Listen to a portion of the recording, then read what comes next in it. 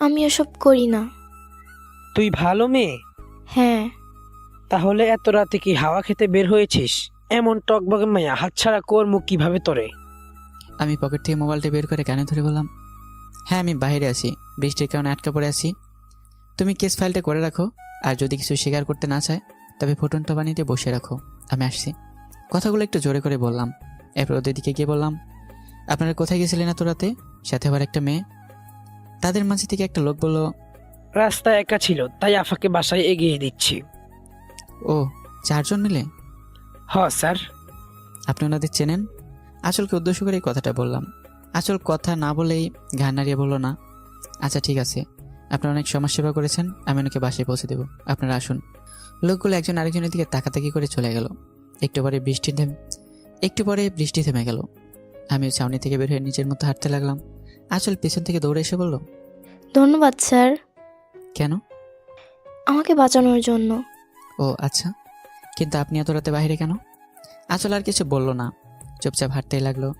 আঁচলকে চুপ থাকতে দেখে আমি চুপ করে হাঁটতে লাগলাম। 3 রাস্তার মোড়ে এসে আমি জিজ্ঞেস করলাম আঁচলকে, আপনি কোন রাস্তায় যাবেন? আমি ওইদিকে যাব। আচ্ছা। আপনার বাসা কত দূরে? এই তো 30 মিনিট লাগবে। আপনাকে খুবই ক্লান্ত দেখাচ্ছে। বন্ধুর বউকে রক্ত দিয়ে আসলাম তো। আকাশের অবস্থাও ভালো না, তাতে আপনি আবার দুর্বল। সামনেই আমার বাসা, চলুন একটু বিশ্রাম নিয়ে তারপর না হয় যাবেন। আমি না বলবো, কিন্তু আবার টিপটিপ বৃষ্টি শুরু করলো, তাই তার সাথে তার বাসায় যেতে চাইলাম। এদিকে মাথা ঘোরাচ্ছে।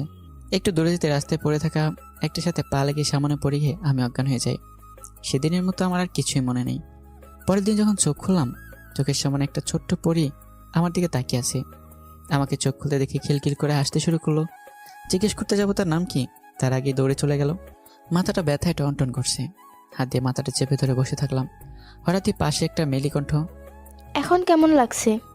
মাথা তুলে তাকাই, কেমন জানি চেনা চেনা লাগছে, কিন্তু কোথায়? আপনি? গতকাল রাতে আপনি আমায়। ও আচ্ছা, ওই পিচ্চিটাকে? ওটা আমার ছোট বোন। খুবই মিষ্টি, আপনার মতোই। মাথার ব্যথা কি কমছে? একটু আছে। আপনি বিশ্রাম করুন, আমি নাস্তা নিয়ে আসছি। আঁচল চলে গেল। পিচ্চিটা দরজার ওপাশ থেকে চুপি চুপি দেখছে। আমার সাথে চোখাচোখাতে আবার পিচ্চিটা পালিয়ে গেল। চা হাতে নিয়ে একটা মেয়ে আসলো। একটু আগে যে পিচ্চিটা দৌড়ে পালালো, তার থেকে বছর 3 বড় হবে, কিন্তু মেয়েটা দেখতে খুবই মিষ্টি। ভাইয়া, আপনার জন্য চা নিয়ে আসছি। আচ্ছা দাও। চা দিয়ে চলে যেতে লাগলো। এই আপু, কিছু বলবেন ভাইয়া? বসো, এখানে গল্প করি। মেয়েটা আমার থেকে কিছুটা দূরত্ব রেখে বসলো। আমি চাই চমক দিতেই প্রশ্ন করলাম, তোমার নাম কি? অধরা। বাহ, সুন্দর নাম তো। চাটা কে বানিয়েছে, তুমি? আপু বানিয়েছে। আপু খুব সুন্দর চা বানায়। তোমার আপুর নাম কি? আঁচল। আপনি চা খান, আমি গিয়ে আপুকে সাহায্য করি। অধরা চলে গেল। আমিও উঠে চায়ে চমক দিতে দিতে জানালার ধারে চলে এসে দাঁড়ালাম। পুরো বাসার মধ্যে শুধুই একটা জানালার সামনে কিছুটা ফাঁকা জায়গা। কেউ একজন কথাটা বলল। আমি পেছনে তাকিয়ে দেখি আঁচল দাঁড়িয়ে আছে। ও আচ্ছা, কিন্তু পরিবেশটা সুন্দর। আপনার কাছে সুন্দর, কিন্তু আমাদের কাছে আতঙ্ক। কথাটা আমার মাথার উপর দিয়ে গেল। আতঙ্ক মানে? ছাড়ুন ওসব। আপনি কি এখন পুরোপুরি সুস্থ? হ্যাঁ। আচ্ছা, একটা প্রশ্ন করি। বলুন। আপনি অনেক ভালো স্টুডেন্ট, তাই না? কেন? টেবিলের উপর আপনার কৃতিত্ব ঝকঝক করছে। এক সময় ছিলাম। এক সময় ছিলেন মানে? এখন পড়ালেখা করেন না? না। ও আচ্ছা, তো কতদূর পড়েছেন? ইন্টার পরীক্ষা দিয়েছিলাম, তারপর আমার বাবা মা মারা যায়। এরপর 2 বোন নিয়ে। সরি, আচ্ছা কোনো চাকরি কি পেয়েছেন? আঁচল একটু হেসে বলল, চাকরি? তাহলে আপনি কি করেন? সংসার কিভাবে চলে? কিছুক্ষণ মাথা নিচু করে নিশ্চুপ দাঁড়িয়ে থাকলো আঁচল। আপনি আমায় বলতে পারেন, যদি আপনার কোনো উপকারে আসি তাহলে নিজের মনে প্রশান্তি পাবো। আঁচলের চোখ টলমল করছে, এই বুঝে গাল বেয়ে 2 ফোঁটা হীরা ঝরে পড়ল। হঠাৎ দরজার দিকে লক্ষ্য করলো আঁচল। অধরা দরজার চৌকাঠ ধরে দাঁড়িয়ে আছে। তুমি এখানে কি করো? বড়দের কথা শুনতে হয় না, জানো না? যাও রান্নাঘরে যাও, গিয়ে দেখো ওগুলো ঠিক আছে কিনা। আঁচলের রাগ দেখে অধরা ভয় তাড়াতাড়ি প্রস্থান করলো। আমি খেয়াল করলাম আঁচলের কণ্ঠ ভেজা, চোখে পানি জমে আছে। আপনার যদি সমস্যা থাকে তবে আমি জোর করব না। আপনি কি জানতে চাইলেন? আমি কি করি, কিভাবে আমাদের সংসার চলে? কিন্তু আপনি যদি বলতে। আমার শরীর বিক্রির টাকা দিয়ে। কথাটা হয়তো ছোট একটা বাক্য মাত্র, কিন্তু আমার চারপাশে স্থির করে দিয়েছে নিমিষেই। আমি আর একবার আঁচলের পা থেকে মাথা পর্যন্ত নজর বুলিয়ে নিলাম। কিছুতে বিশ্বাস করতে পারছি না, আমার নিজের কানকে আজ আমার কাছে মিথ্যে মনে হচ্ছে। আঁচলে চোখের পানি গড়িয়ে পড়ছে।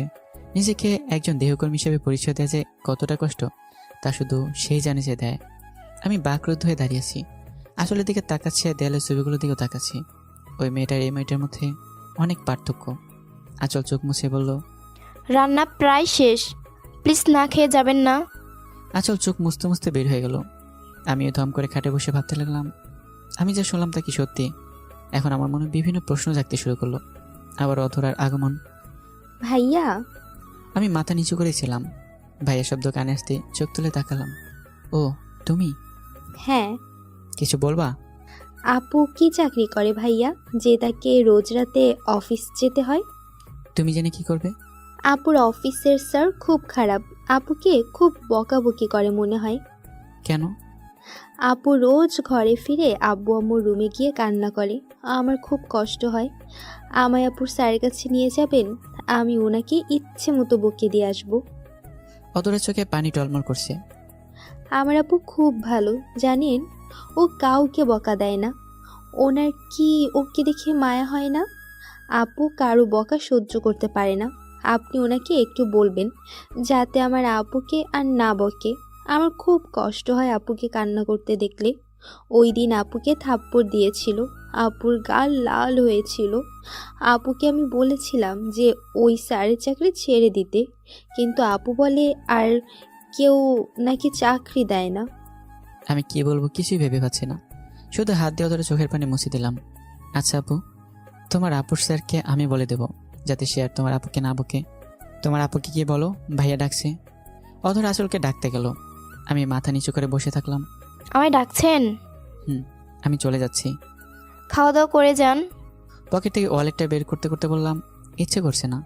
ওয়ালেট থেকে 500 টাকা বের করে একটা ঠিকানা হাতে দিয়ে বললাম, আজ রাতে অন্য কোথাও যাওয়ার দরকার নেই, এটা আমার বাসার ঠিকানা, 3 জনে চলে আসবেন। আঁচল আমার দিকে তাকিয়ে আছে। আমাকে সে অন্য সবার থেকে আলাদা ভাবতো, কিন্তু দেখুন স্যার, ওরা এখনো ছোট, আর আমি চাই না ওরা কখনো আমার মতো হোক। আপনাকে যেটা বলছি সেটা করবেন। বেশি কথা বলে আমার ব্যবহার খারাপ করতে বাধ্য করবেন না। সন্ধ্যায় যেন 3 জনকে বাসায় পাই, নয়টা আপনাদের সবারই খবর আছে। আর বাকি টাকাটা বাসায় দিয়ে দেব। আঁচলের হাতে টাকাটা ধরিয়ে দিয়ে আমি চলে যাই। আঁচলের দুচোখ দিয়ে পানি ঝরছে। আজ বুঝি তার জন্য 2টি নিষ্পাপ বোনের জীবনেও আধার নেমে আসে। পৃথিবীতে কেউই ভালো না, সবাই দিনের আলোয় পবিত্র। দিন ফুরালেই বোঝা যায় সবার আসল চরিত্র। আমি দরজার কাছে গিয়ে পিছনে তাকে দেখলাম আঁচল মাথা নিচু করে আছে, মনে হচ্ছে একটা মূর্তি দাঁড়িয়ে আছে। আমি আবার বললাম, আসতে ভুল হয় না যেন। দরজা থেকে কিছুটা দূরে এসে পিচ্ছি মেয়েটা দাঁড়িয়ে আছে। তোমার আপুর সাথে আজ আমাদের বাসায় এসো, তোমাদের দাওয়াত রইল, কেমন? আমি কথাটা বলেই আরশির মাথায় হাত বলে চলে গেলাম। আঁচল ততক্ষণে বের হয়ে আসছে। আমার কথা শুনে মনে মনে ভাবছে, সবাই ভালো মানুষের মুখোশ পরা। আর যাই হোক, আমার কারণে আমার বোনের জীবনে আধার আসতে দেব না। কিন্তু আমি কি করব? দরকার বলে তার পায়ে ধরবো, তবু আমার বোনের জীবনে আধার আসতে দেব না। ওনার যত চাহিদা সব আমায় দিয়েই পূর্ণ করুক, তাতে আমার কোনো আপত্তি নেই। মনে মনেও এইসবই ভাবছিল। সারাটা দিন আসলে মন মরা হয়ে কেটে গেল। কি করবে সে? কিছুতেই ভেবে কোনো কুল পায় না। এখন সূর্যটাও ডুবে গেল, যাবে কি যাবে না সেই চিন্তা এখন আবার নতুন করে জায়গা করে নিল। আবার মনে মনে ভাবলো, সে তো পুলিশ, যদি না যায় আর যদি আঁচলকে বেআইনি কাজের জন্য ধরে নিয়ে যায় তবে সমাজ কি বলবে, সেই চিন্তাও করে না। কিন্তু তার বোনটা কি করবে, কোথায় যাবে, কি খাবে? অবশেষে সকল চিন্তা মাথা থেকে ঝেড়ে ফেলে 2 বোনকে সাথে নিয়েই রওনা দিল আমার বাসার উদ্দেশ্যে। 2বার কলিং বেল বাজানোর পর আমি গিয়ে দরজা খুলে দিলাম। ও আপনারা আসুন। কেমন আছো অধরা? আরশি। অধরা বলল, ভালো, আপনি? আমি ভালোই আছি, আসো ভিতরে আসো। ভিতরে এসে অধরা আর আরশি সোফায় বসে পড়লো। আঁচল পাশে দাঁড়িয়ে আছে। কি হলো, আপনি দাঁড়িয়ে আছেন কেন? বসুন। টিভিটা অন করে অধরা আর আরশিকে দেখতে বললাম, আপনি আমার সাথে আসুন। আঁচলকে বললাম। আঁচল মনে মনে প্রস্তুতি নিতে লাগলো, কারণ সে জানে তার সাথে এখন কি হতে যাচ্ছে। আমি আঁচলকে নিয়ে রান্নাঘরে আসলাম। আঁচল অবাক হয়ে আমার দিকে তাকিয়ে আছে, মনে মনে ভাবছে এখানে কেন তাকে নিয়ে আসলাম। ফ্রিজে থেকে মুরগির মাংসগুলো বের করুন। আমার কথায় আর অবাক হয়ে তাকালো আঁচল। লোকটা কি বলে? লোকটা কি পাগল হয়ে গেছে নাকি? কি হলো, দাঁড়িয়েছেন কেন? আপনি কি বলছেন? আমি ঠিক বুঝতে পারছি না। ফ্রিজ থেকে মুরগির মাংসগুলো বের করুন। কিন্তু কেন? রান্না করব। না মানে আপনি রান্না করবেন, আমি আপনাকে সাহায্য করব। খাওয়া দাওয়া করতে হবে তো। হুম। আঁচল আর কথা না বলে রান্না করতে শুরু করলো। আমিও তাকে সাহায্য করছি, আর ওদিকে অধরা আর আসে বসে টিভি দেখছে। রান্না শেষ করে সবাই মিলে বসে খাওয়া দাওয়া শেষ করলাম। আঁচল খাওয়ার মাঝে আমার দিকে তাকাচ্ছে, ভাবছে এই লোকটা কি চাচ্ছে। তা চাও তো শারীরিক তৃপ্তি, কিন্তু সে আমাদের এভাবে আপ্যায়ন করছে কেন? নিশ্চয়ের পিছনে কোনো মতলব আছে, নাইলে লোকটাকে যতই দেখছে ততই অবাক হচ্ছি। আসলে সে কি করতে চাচ্ছে? আজকাল তো সিরিয়াল কিলারের অভাব নেই, তবে কি উনি আমাদের এভাবে খাইয়ে পরে হত্যা করবে? নানান কথা চিন্তা করলো আঁচলের মাথা। ভাত যেন তার গলা দিয়ে নামছে না, শরীরটাও হিম শীতল হয়ে আসছে। কি হলো, আপনি খাচ্ছেন না কেন? আমার কথায় ভাবনা ছেদ পড়লো। কিছুটা চমকে উঠে বলল, আমি খাবো না, আমার খাওয়া শেষ। অধরা আর সে কেমন লাগছে? অধরা বলল, খুবই ভালো। আপনি খুব ভালো ভাইয়া। আর সে কথা বলো না কেন? আঁচল এবার বলল, ও অপরিচিত কারোর সাথে কথা বলে না। আপনার বোনগুলো কিন্তু খুবই মিষ্টি। আঁচল আমার দিকে ছলছা চোখে তাকিয়ে আছে। হয়তো একটু পরেই ওদের জীবন শেষ হতে চলেছে। মনে মনে বোনদের কাছেও ক্ষমা চেয়ে নিল। বলল, ক্ষমা করে দিব না, আমার জন্য তোদের অকালে জীবন চলে গেল। এসব মনে মনে ভাবছিল আঁচল। খাওয়া শেষ হতেই আরশি বলল। আরশির কথার সাথে তাল মিলে অধরা বলল, ওদের যখন ঘুম পেয়েছে তাহলে এই রুমটাতে শুয়ে দিন। আঁচল অধরা আর আশিকে নিয়ে রুমে চলে গেল। আমি টিভি দেখছি। টম এন্ড জেরি কার্টুন আমার খুবই প্রিয়। প্রতিটি এপিসোড আমার মুখস্থ, তবু আমি দেখি, এক অন্যরকম আনন্দ কাজ করে। প্রায় 30 মিনিট পরে আঁচল আমার সামনে এসে দাঁড়ালো। আমি লক্ষ্য করলাম আঁচলের চোখ লাল হয়ে আছে। আপনার চোখগুলো তো লাল হলো কিভাবে? আরশির আঙুল লেগে।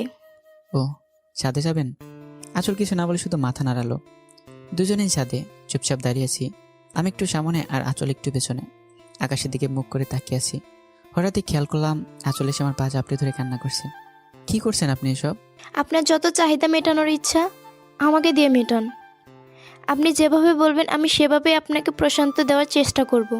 কিন্তু প্লিজ আমার বোনদের কোনো ক্ষতি করবেন না, প্লিজ। আপনি উঠুন, উঠুন বলছি। আপনি প্লিজ তাদের কোনো ক্ষতি করবেন না। আচ্ছা, করবো না, এবার পা ছাড়ুন। আঁচল পা ছেড়ে উঠে দাঁড়ালো। আমি পকেটে টিস্যু বের করে এগিয়ে দিলাম আঁচলের দিকে। কান্না করলে মন ফ্রেশ থাকে, তাই বলে এত কান্না করা ঠিক না।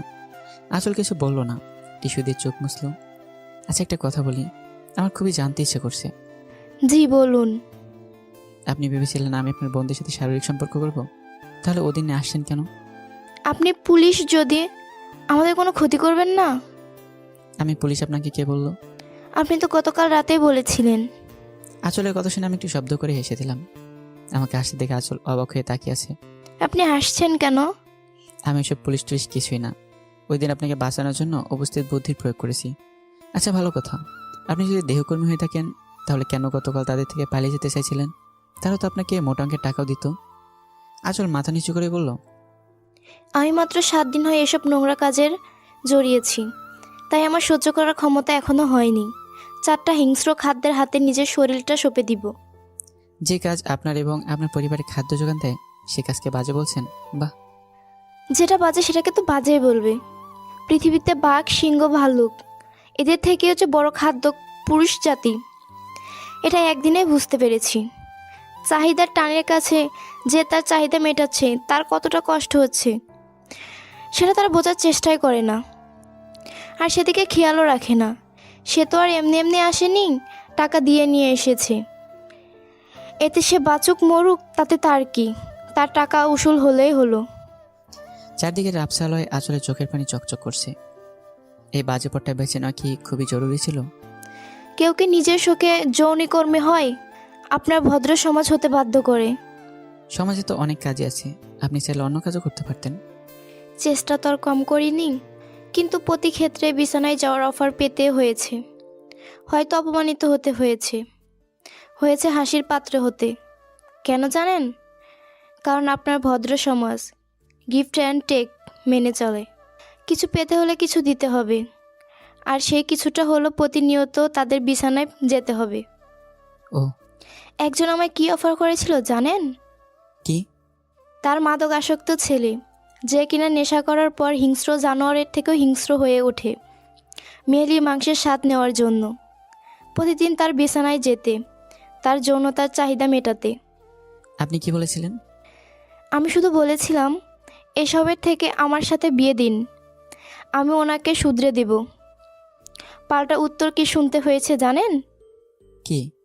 তোমার মতো রাস্তার মেয়ের সাথে আমার ছেলের বিয়ে দিব? এটা ভাবলে কিভাবে? তোমাকে শুধু তার চাহিদা মেটাতে বলেছি, তাকে নিয়ে স্বপ্ন দেখতে নয়। ভাবুন তাহলে আপনার সমাজ কতটা ভালো। বাবা তার ছেলের যৌনতার জন্য একটা মেয়ের বয়সী মেয়েকে তার বিছানায় পাঠাতে একবারও ভাবে না। ভাবুন দারিদ্র ঘরের মেয়েদের সমাজে কোনো চোখ দেখা যায়? ভাবুন দারিদ্র ঘরের মেয়েদের কোন চোখে দেখা হয় সমাজে? তবুও তো আপনার চরিত্রে যৌনকর্মী ছাপটা উঠতো না। তাহলে? আপনার সমাজ। আচ্ছা, আপনি তখন থেকে আপনার এই সমাজ বলছেন কেন? এই সমাজটা আপনার না? না, আমি সেই অন্ধকার নোংরা বাজে সমাজের, যে সমাজের নাম শুনলেও আপনারা থুতু ফেলেন, আবার রাতের আধারে চোরের মতো সেই সমাজে হারিয়ে যান। চলুন ওখানটায় বসি। আমি আর আঁচলকে একটা দালানে হেলান দিয়ে বসলাম। বাবা মার মৃত্যুর পর জমানো কিছু টাকা ছিল, সেগুলো দিয়ে কিছুদিন চলি। এরপর থেকে শুরু হয় জীবনযুদ্ধ। অনেকবার চেয়েছিলাম সুসাইড করতে, কিন্তু পারিনি। ছোট ভাই বোন দুটোর মুখ চোখের সামনে ভেসে ওঠে। আমি মরে গেলে হয়তো ওদের রাস্তায় আসতে হবে, কিন্তু আমি চাই না। আমি ঝড় সামলে নিয়ে তাদের ছাতা হব বাকিটা জীবন। আমি কিছু বলছি না, শুধু ভাবছি মেয়েটা কতটা চাপে পড়ে আছে এই অবস্থায়। পৃথিবীতে যার মা বাবা নেই, পৃথিবীটা সত্যি তার কাছে মৃত্যু যন্ত্রণার মতো ভয়ঙ্কর, যেখানে কেউ কাউকে এক ফোঁটা জায়গা ছেড়ে দেয় না।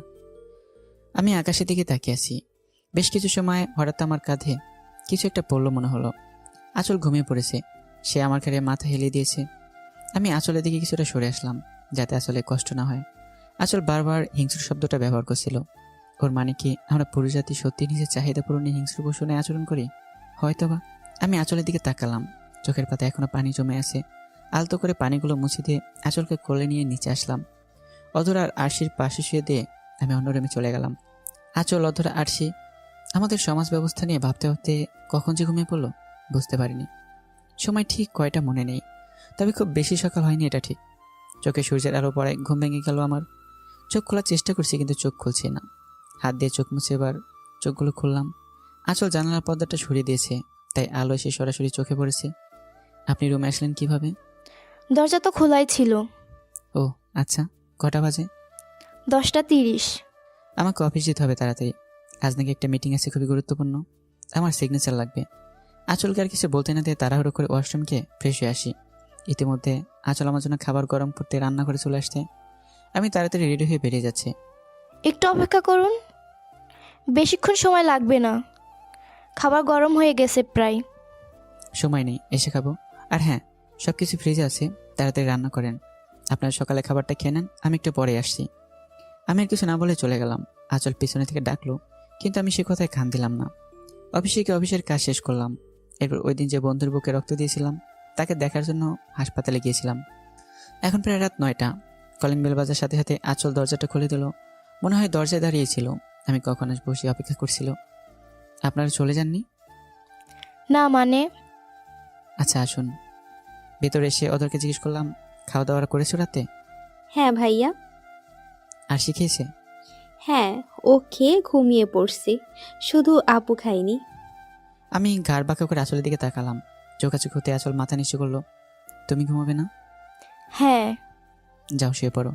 আঁচলের দিকে তাকিয়ে বললাম, ওকে ঘুম পাড়িয়ে দিন। আঁচল অতটাকে নিয়ে রুমে চলে গেল। আমি রুমে এসে ফ্রেশ হলাম। এরপর বাইরে এসে সোফায় বসে টিভি দেখতে শুরু করলাম। একটু পরে আঁচল এসে দাঁড়ালো। অধরা ঘুমিয়েছে? হ্যাঁ। এত তাড়াতাড়ি? হুম। আপনি পারবেন এত তাড়াতাড়ি ঘুমোতে? ঘাড় নাড়িয়ে না বললো আঁচল। ছোটবেলাটা আসলে অনেক সুন্দর, চিন্তা নেই। তাই জন্য বিছানায় গাইলে দিতে রাজ্যের ঘুম এসে চোখে বাসা বাঁধে। হুম। চলুন খাওয়া দাওয়া করি। আঁচলকে নিয়ে খেতে আসলাম। চুপচাপ খাওয়া শেষ করে আমি নিজের প্লেটটা পরিষ্কার করে ছাদে চলে আসলাম। আঁচলের খাওয়া তখনও বাকি। আমি চাঁদের দিকে তাকিয়ে ভাবছি, যদি চাঁদে যেতে পারতাম তাহলে আর কোনোদিন পৃথিবীতে আসতাম না। এসব বড় বড় দাঁড়ান ভালো লাগে না, কেমন যেন মানুষের মনগুলো ইট পাথরের মতো কঠিন হয়ে গেছে। পেছন থেকে হুট করে কথা শোনা গেল, আমরা চলে জানি তার জন্য রাগ করেছেন তাই না? আসলের কথা আমি পেছনে ঘুরলাম, মুচকিসে বললাম, আমি চাইতাম যাতে আপনারা না যান। কেন? আচ্ছা সেটা আমি পরে বলছি, আগে আপনি বলুন আপনি কেন যাননি? আপনার কাছে যে জন্য টাকা নিয়েছি সে কাজটাই তো শেষ করিনি, তাই। কারণ আমি বাজে হতে পারি, চিটার না। ও আচ্ছা, আপনি চাইলে চলে যেতে পারতেন। আমি বলবো আপনি কেন চাইতেন যেন আমরা না যাই? আঁচলের কথাটা শুনে খুবই উৎসাহিত হলাম। হাসি হাসি মুখে বললাম, তাই বলুন শুনি। আপনার চাহিদা পূরণ হয়নি, আপনি কি আপনার টাকা পানিতে ফেলবেন নাকি? তাই জন্য। আঁচলের কথায় আমার মনের কোথাও যেন একটা বড় জখমের সৃষ্টি হলো। হাসি মুখটা নিমিষে ফ্যাকাশ হয়ে গেল। আমি আবার ফিরে আকাশের দিকে তাকালাম। আমি মনে মনে ভাবছি, পৃথিবীর সবাই কি চাহিদার জন্যই অন্যকে কাছে টানে? হয়তো হ্যাঁ, আবার হয়তো না।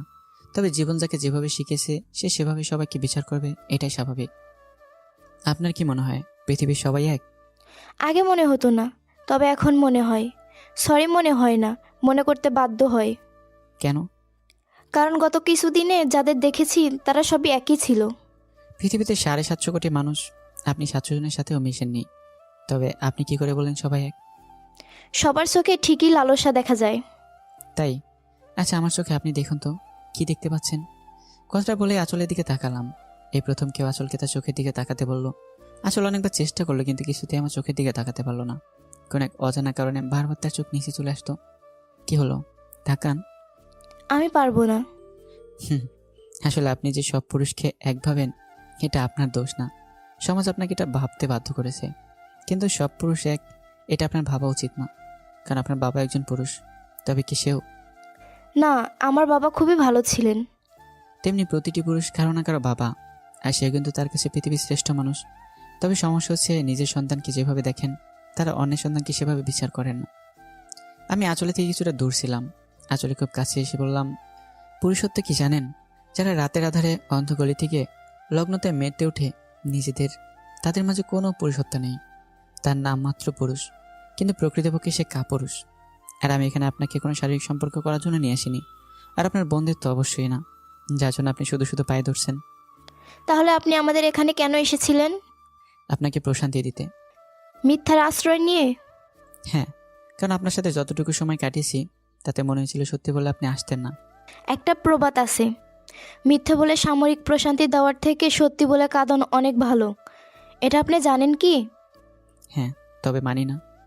কেন? কারণ যে উক্তিটা দিয়েছে সে কখনো কোনোদিন বাস্তবে জীবনের মুখোমুখি হয়নি। মানে? বাস্তব জীবনের সুখ শান্তি এসব ক্ষণস্থায়ী, এ আছে এ নেই। যদি আমার একটা মিথ্যার জন্য কাউকে ক্ষণিকের জন্য সুখ মিলে, তবে সেটা আমার বড় পাওয়া। কারণ জীবন তাকে সবসময় কাঁদাবে। আমার একটা মিথ্যার জন্য যদি সে একটু সময় কান্না ভুলে আসে, তবে সেটা আমার জন্য কতটা আনন্দের সেটা পরিমাপ করা যাবে না। তাও কাউকে সত্যি বলে কাঁদানোর থেকে মিথ্যে বলে সাময়িক প্রশান্তি দাও, তবে সেটাই করা উচিত। কারণ দুঃখ তো সারা জীবন পিছনে লেগেই থাকবে। আচ্ছা, আপনি কোথায় জব করেন? মানে? আজ যে আপনি অফিসে গেলেন, সেটা কি অফিস? সেটা কাল বলবো। আচ্ছা, কেউ যদি আপনাকে স্বাভাবিক জীবনযাপনের সুযোগ করে দেয়, তবে আপনি কি করবেন? জানেন না? তবে এটা কখনো হবার নয়। কেউ নয়, আপনাকে স্বাভাবিকভাবেই বাঁচতে হবে। কারণ আপনার ছোট 2 বোন আছে, আপনার প্রভাব আপনার বোনের উপর পড়বেই। ওরা বড় হচ্ছে, তখন যখন আপনাকে জিজ্ঞেস করবে যে আপনি কি করেন, তখন আপনি কি বলবেন? আসল কখনো এই কথাটা ভাবেনি যে ভবিষ্যতে কি হবে।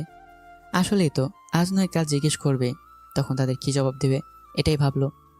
তখন যদি তারা আসলে আসল পরিচয় পেয়ে তাকে ছেড়ে চলে যায়। এসব ভেবে আচলে চোখে পানি চলে আসলো।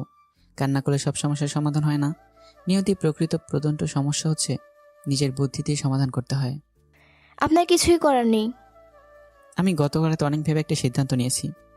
কি সিদ্ধান্ত? আমি আপনাকে আবার নতুন করে বাঁচার পথ দেখাবো, নতুন করে সবকিছু শুরু করার সুযোগ করে দেব। কিভাবে? আমি আপনাকে বিয়ে করব। আমার এই কথাটা শুনে খুবই হাসি পেল আঁচলের। দয়া দেখাচ্ছেন? দয়া না, আমি শুধু আপনাকে একটা সুযোগ দিতে যাচ্ছি। ওই একই হলো। কিভাবে?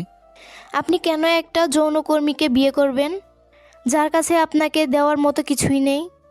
যৌনকর্মী কি মানুষ না? মানুষ, তবে সেটা শুধু দেখতে, কিন্তু সমাজের মানুষ হিসেবে গণ্য হয় না। আপনি দয়া করে আপনার মজা করা বাদ দিন।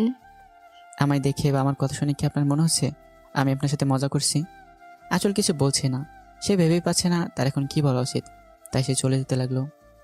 একজন যৌনকর্মীকে কিভাবে আপনি বিয়ের প্রস্তাব দেন, যেখানে সবাই যাকে চাহিদা মেটানোর মেশিন মনে করে, আর যার স্থান সমাজের সব থেকে নিম্ন স্থানে?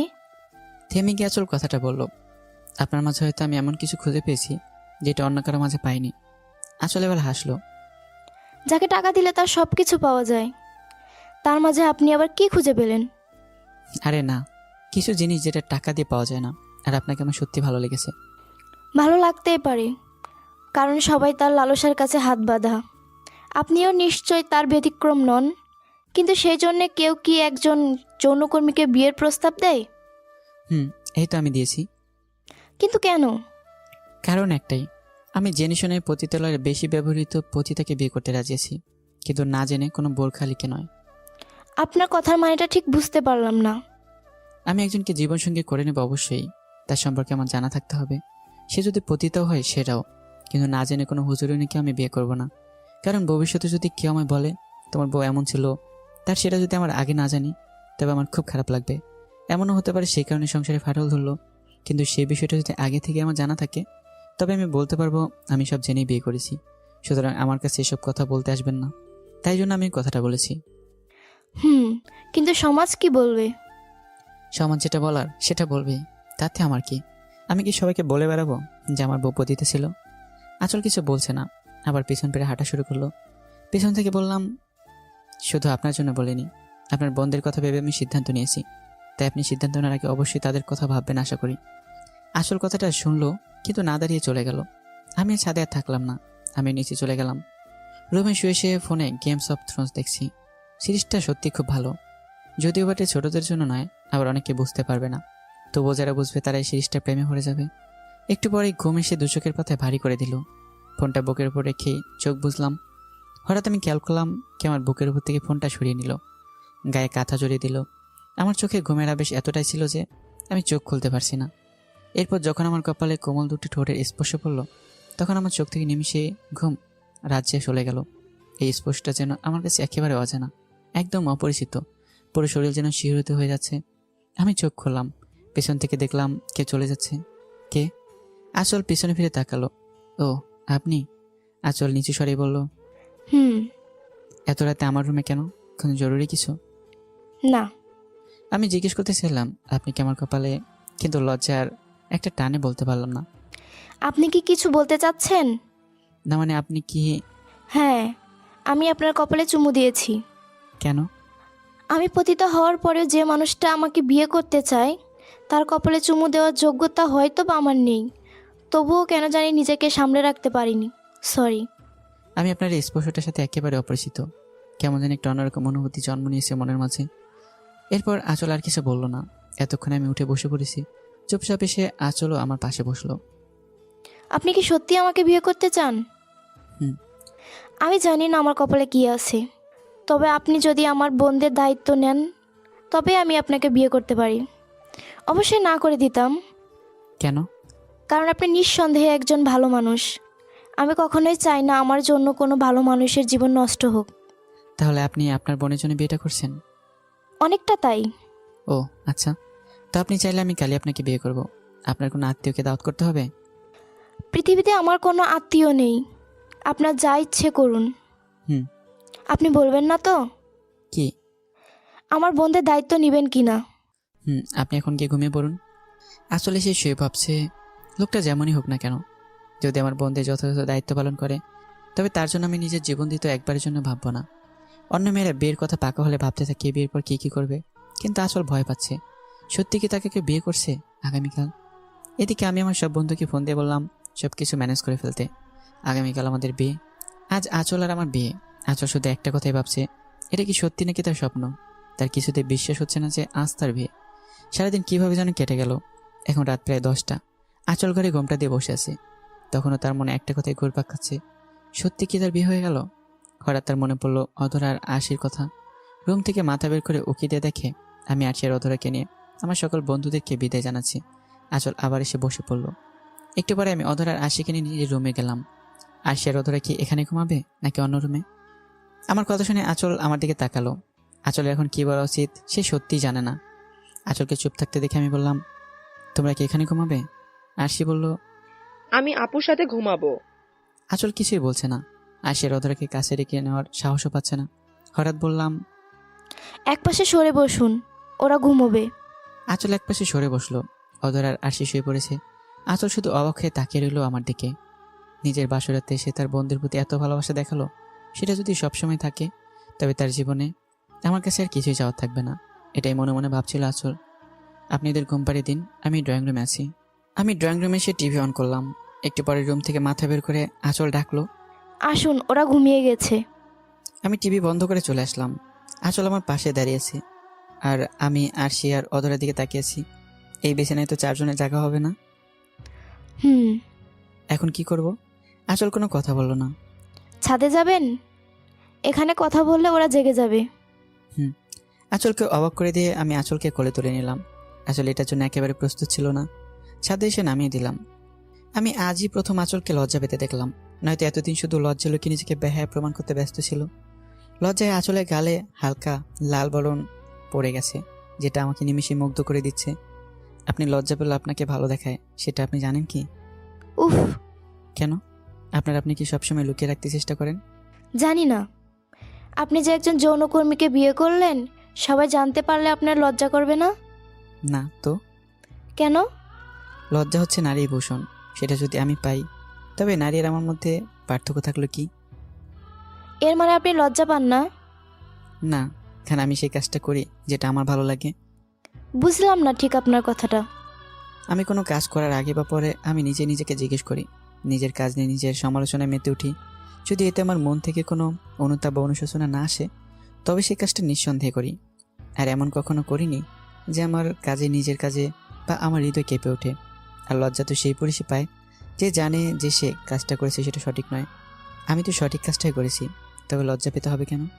একটা কথা জিজ্ঞেস করি। বলুন। বিয়েতে তো অনেকেই আসলো, সবাই আপনার বন্ধু? হুম।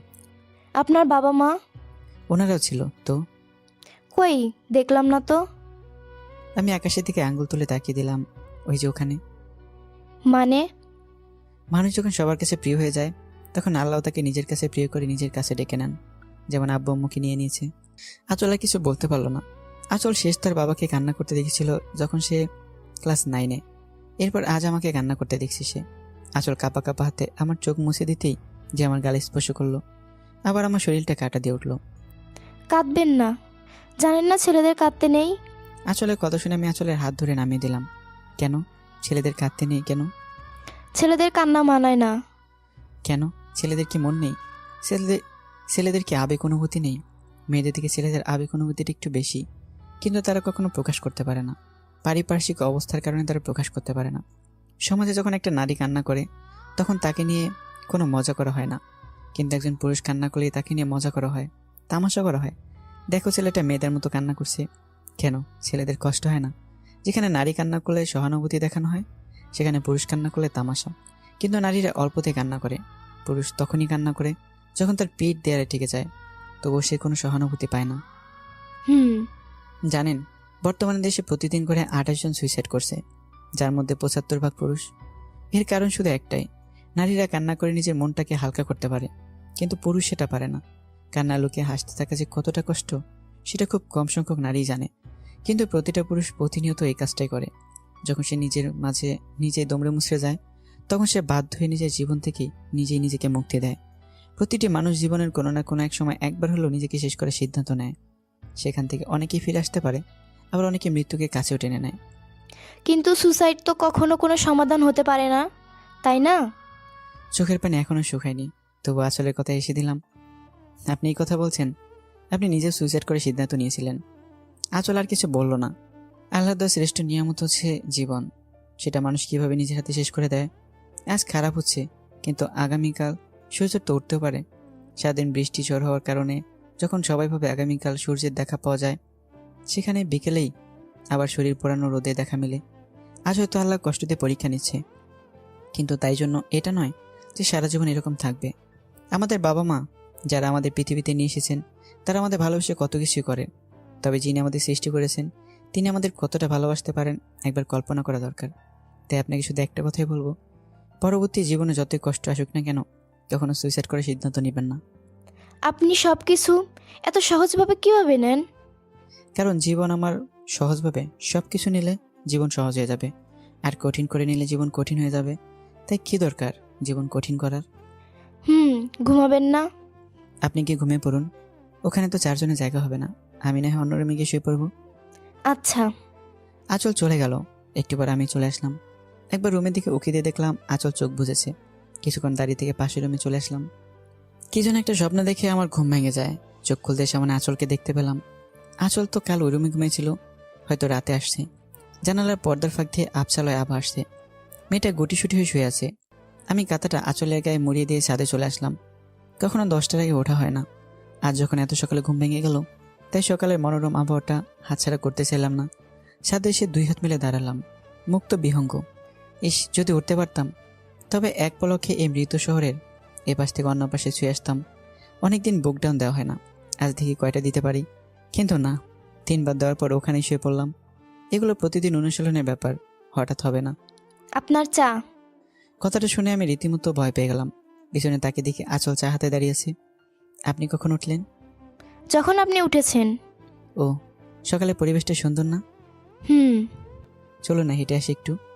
আমি কথাটা বলে আঁচলের মুখের দিকে তাকিয়েছি তার অভয় পাওয়ার জন্য। আঁচল মুচকে এসে বলল, আচ্ছা চলুন। ব্যস্ত শহর ঘুমের কোলে, রাস্তায় কুকুরটিও তার পরিবার নিয়ে করে শুয়ে আছে। মাঝে মাঝে 2-1 জন মানুষের দেখা মিলেছে। তারা হয়তো তাদের মতো হঠাৎ ভোরের সাথী, নয়তো বহুমুখী রোগ গ্রহণকারী। শেষ কলেজ জীবন এভাবে ভোরের রাস্তা দিয়ে হেঁটেছি। আমি কথাটা বলে আঁচলের দিকে তাকালাম। এরপর আর কখনো হাঁটেননি? না, কলেজ জীবনে একটা মেয়ের পিছন পিছন আসতাম, তাই ভোরে উঠে তার পিছু নিতাম। তখন সে প্রাইভেটে যেত।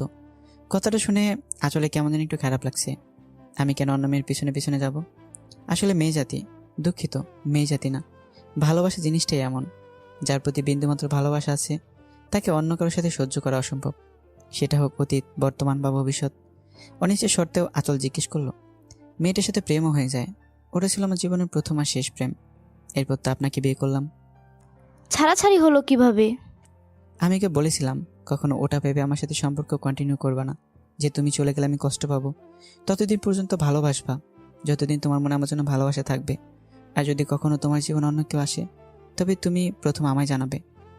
তারপর একদিন সে বলল তার আমার সাথে থাকা সম্ভব নয়, সে অন্য কাউকে ভালোবাসে।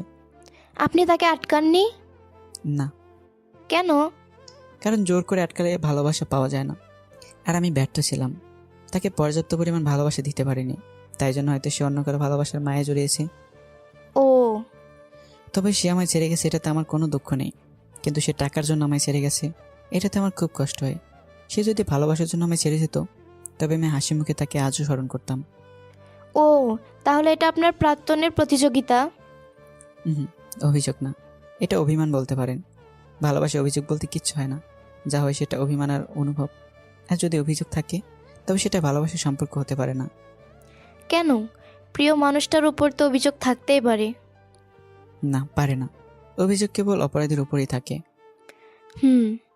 আচ্ছা, আমার কথা বাদ দিন, আপনার স্বপ্ন কি? আমার কোনো স্বপ্ন নেই, তবে যদি কখনো সুযোগ পাই তাহলে পতিতাদের জন্য কিছু করার চেষ্টা করব, যাদেরকে সমাজ পতিতা হতে বাধ্য করেছে। কি করতে চান? তাদের জন্য বসবাসের স্থান এবং তাদের জন্য কর্মস্থল। আচ্ছা, আমি আপনাকে সাহায্য করবো ইনশাল্লাহ। এটা করতে অনেক টাকা লাগবে। আপনি এত টাকা কই পাবেন? আমি আঁচলের দিকে তাকিয়ে শুধু মুচকে একটা হাসি দিলাম। আঁচল শুধু আমার রহস্যময় হাসির দিকে চেয়ে থাকলো। হাসিটার মধ্যে গভীর রহস্যও দেখতে পেলাম। একটু পরে সে রহস্যটা বাদ দিয়ে শুধু হাসিটা নিয়ে ভাবতে লাগলো, এই ছেলে হাসি দিয়ে হাজারো মন ঘায়াল করতে পারবে, এটাই ভাবছিল আঁচল। একটু পরে যখন সূর্য উকি দিয়ে তাকালো, আঁচলও আমি বাসায় ফিরে আসলাম। এসে দেখি অধর আর আশে বসে টিভি দেখছে। তোমরা কখন উঠলে? একটু আগেই। আর সে আঁচলকে বলল, আপু ক্ষুধা পাইছে। আমিও আশির সাথে বললাম, আমারও ক্ষুধা পাইছে। কিন্তু আঁচল আমার দিকে তাকিয়ে মুচকে আসলো, বাচ্চাদের সাথে তাল দিতে দেখে। তোমরা টিভি দেখো, আমি রান্না করছি। সকালে খাওয়া শেষ করে আমি, আঁচল, অধরা আর আশিকে নিয়ে বাইরে গেলাম। সারাদিন ঘুরলাম। আসার আগে রাতের খাবার খেয়ে শপিং করে বাসায় আসলাম। আমি এর মাঝে একটা খাটও নিয়েছি, যেটাতে 4 জন একসাথে থাকতে পারবো। আর সে আর অধরা শুয়ে পড়েছে। সারাদিন ঘোরাঘুরির জন্য শরীর খুবই ক্লান্ত, তাই শোয়ার সাথে সাথে ঘুমিয়ে পড়েছে। আপনি ঘুমাবেন না? এখন না, আপনি ঘুমান, আমি একটু আব্বু আম্মুর সাথে দেখা করে আসি। আঁচল আর কিছু বললো না, আমি চলে গেলাম। আমার পিছন পিছন আঁচলও ছাদে চলে আসলো। আপনি কি প্রতিদিন এখানে দাঁড়িয়ে থাকবেন? হ্যাঁ, আব্বু আম্মুর সাথে দেখা করি। হুম। আচ্ছা, আপনি কি আমায় মন থেকে স্বামী হিসেবে মেনে নিয়েছেন? কেন? তাই জিজ্ঞেস করলাম। আমি যদি আপনার সাথে শারীরিক সম্পর্ক করি, তবে কি আপনি সেটা মন থেকে মেনে নেবেন, নাকি স্বামীর জন্য মেনে নেবেন? মন থেকেও, আবার স্বামী হিসেবেও। কিন্তু এসব জানতে চাচ্ছেন কেন? আমি কিছু বললাম না। আঁচলের দিকে তাকিয়ে আঁচলের কাছে চলে আসলাম। আঁচলের এতটাই কাছে চলে আসলাম যে আঁচলের নিঃশ্বাসের শব্দ আমার কানে আসছে। আঁচলকে কিছুটা বিব্রত বোধ করতে দেখে আমি আবার সরে গেলাম। একটা প্রশ্ন সবসময় আমার মনে নাড়া দেয়, তবে কখনো আমি এর সঠিক মতো কোনো উত্তর পাইনি। খুব উৎসাহ নিয়ে আঁচল জিজ্ঞেস করলো, কি প্রশ্ন? একজন নারীর ইচ্ছার বিরুদ্ধে কেউ যদি তার সাথে শারীরিক সম্পর্ক করে, তবে সেটাকে ধর্ষণ বলা হয়। আর সেই ধর্ষণের ফলে যে বাচ্চা হয় তাকে জারজ সন্তান বলা হয়। হুম। একটা মেয়ের যখন সুদীর্ঘ দিন একজন ছেলের সাথে প্রেমের সম্পর্ক থাকার পর তাকে অন্য একটা ছেলের সাথে পরিবারকে জোর করে বিয়ে দেওয়া হয়, এরপর বিয়েতেই স্বামী তার সাথে শারীরিক সম্পর্কে মেতে ওঠে, যেন সে শারীরিক সম্পর্ক করার জন্য বিয়ে করেছে, তখন তো সম্ভবত মেয়েটার ইচ্ছে থাকবে না শারীরিক সম্পর্ক করতে, তাই না? হুম। তাহলে তো মেয়েটার ইচ্ছের বিরুদ্ধে গিয়ে তার সাথে শারীরিক সম্পর্ক করা হচ্ছে। হুম। তাহলে এটা কি দর্শন না? আর এই শারীরিক সম্পর্কের ফলে যে সন্তান পৃথিবীতে আসবে তাকে কি বলা হবে? আমার প্রশ্ন শুনে আসল থ হয়ে গেল। অপলক দৃষ্টিতে আমার দিকে তাকিয়ে আছে, মুখ দিয়ে যেন কিছুই বের হচ্ছে না। কি হলো, চুপ হয়ে গেলেন কেন? এর কোনো উত্তর আমার কাছে নেই। আমি জানি। একবার ভাবুন, প্রতি রাতে কতগুলো মেয়ে মুখ বুঝে নীরবে দর্শন হচ্ছে। অবশ্যই এটা পবিত্র দর্শন। পবিত্র দর্শন কথাটা শুনে আঁচল জিজ্ঞেস করলো, পবিত্র ধর্ষণ মানে? মানে বিয়েটা পবিত্র একটা বন্ধন, আর বিয়ের পরে যে দর্শনটা হচ্ছে এটা পবিত্র, তাই পবিত্র দর্শন। আর বিয়ের আগে দর্শনের ফলে আগত বাচ্চাকে সংস্কৃতিত গায়ে একটা অবৈধ সন্তান নামক প্রতিলিপি করে দেওয়া হয়, কিন্তু বিয়ের পর আসা বাচ্চাকে সেই প্রতিলিপনটা দেওয়া হয় না। তাই জন্য আমি আপনাকে জিজ্ঞেস করছিলাম যে মন থেকে মেনে নেবেন নাকি স্বামীর জন্য মেনে নেবেন। আপনি আমার স্বামী, তার জন্য স্বামী হিসেবে মেনে নিব। আর যেহেতু আপনাকে আমি ভালোবাসি, তাই মন থেকেও। কিন্তু তাদের শারীরিক সম্পর্কের সাথে ভালোবাসার কোনো যোগসূত্র থাকে না, তাই জন্য সেটা পবিত্র দর্শন। মনে করুন একজোড়া প্রেম যুগল রুম ডেট করলো, এটা কিন্তু ইসলামের বিধানের বাহিরে, ইসলাম এটাকে সমর্থন করে না, কিন্তু তবুও কিন্তু এটাকে দর্শন বলা হয় না, কারণ সেখানে ভালোবাসা সংশ্লিষ্ট, তাই সেই শারীরিক সম্পর্ককে প্রেমের বহিঃপ্রকাশ বলা হয়। হুম। তো আপনার মতো কি হওয়া উচিত? প্রতিটি পুরুষকে প্রেমিক হওয়া উচিত। আগে তার বিয়ে করা বউটার মন ছুতে হবে, তারপরে শরীর। হুম, আপনি ঠিকই বলেছেন। কিন্তু আপনি সবকিছু নিজের মতো করে ভাবলে তো আর হবে না। আমি মুচকি এসে বললাম, আমি সব কিছু আমার নিজের মতো করে ভাবি, এই জন্যই আমি এতটা সুখী। কারণ আমি কখনো ভাবি না সমাজ কি বলবে, কারণ আমি আমার রাজ্যের একমাত্র রাজা, আর রাজা কখনো কারো কথা শুনে চলে না। তাই আমি সেটাই করি যেটা আমার ভালো লাগে। হুম। আপনি কি এখন ঘুমাবেন? আমার প্রচুর ঘুম পেয়েছে। আপনি গিয়ে শুয়ে পড়ুন, আমি আর কিছুক্ষণ এখানে বসে থাকবো। আমি ছাদের এক কোনায় পড়ে থাকা দোলনায় গিয়ে বসে পড়লাম। আসল কি যেন ভেবে রুমে না গিয়ে আমার পাশে বসে পড়লো। আমার হাতটা শক্ত করে জড়িয়ে ধরলো। আমি আসলের দিকে তাকিয়ে হাতটা সরিয়ে নিয়ে তাকে খুলে বসিয়ে বুকে জড়িয়ে ধরলাম। আপনার স্পর্শে আমার এমন লাগে কেন? কেমন? পুরো শরীর শিহরিত হয়ে ওঠে। আগেও তো অনেক পুরুষ আমাকে ছুঁয়েছে, কিন্তু এমন কখনো হয়নি। নারীর শরীর ছুলে কি পুরুষ হওয়া যায়? মানে? কিছু না, হয়তো আপনার অনুভূতির আমাকে স্পর্শের ভালোবাসার চিহ্ন খুঁজে পেয়েছে, তাই আপনার এমন মনে হচ্ছে। হুম। বাসার সামনের এই জমিটা একটা পোশাক কারখানা করব। কেন? আপনি তো বললেন যে যৌনকর্মীদের জন্য কিছু করতে চান, তাই তাদের কর্মস্থল তৈরি করব। কিন্তু এটার জন্য তো অনেক টাকার দরকার। হ্যাঁ, আমি তো বলিনি যে বললেই হয়ে যাবে। এত টাকা কোথায় পাবো? সেটা নিয়ে আপনারা তো চিন্তা না করলেও চলবে। আচ্ছা, আপনি কোথায় জব করেন বলেন তো? আমি কোথায় জব করি সেটা জেনে কি করবেন? আমার জীবনে শুধু ভালোবাসাটারই অভাব। আপনি শুধু আমার এই অভাবটা পূরণ করে দিন, আপনার জন্য জীবন দিয়ে তো আমি এক মুহূর্ত ভাববো না। আঁচল আমার কথা শুনে হতবাক হয়ে গেছে। কি বলছে কিছুই যেন তার মাথায় যাচ্ছে না, সব মাথার উপর দিয়ে চলে যাচ্ছে। আর কোনো প্রশ্ন না করে আমার কাঁধে মাথা দিল। আমি কিছুক্ষণ চুপ থাকলাম। আমি আপনাকে কেন বিয়ে করেছি জানেন? আমি এতটুকু বলে থেমে গেলাম আঁচলে কেন প্রশ্নটি শোনার জন্য, কিন্তু আঁচল কৃতিক কোনো প্রশ্ন আসলো না। আমি আঁচলের দিকে তাকিয়ে দেখি আঁচল ঘুমিয়ে পড়েছে, তাই আমি আর কোনো কথা না বলে আঁচলকে জড়িয়ে ধরেই বসে রইলাম। হালকা বাতাস বইছে, যদি এমন বাতাস আমার খুবই ভালো লাগে। আমি কখন এমন বাতাসে নিজেকে ভেজাতে মিস করি না, কিন্তু আঁচলে শীত করবে তাই জন্য আঁচলকে কোলে তুলে রুমে নিয়ে আসলাম।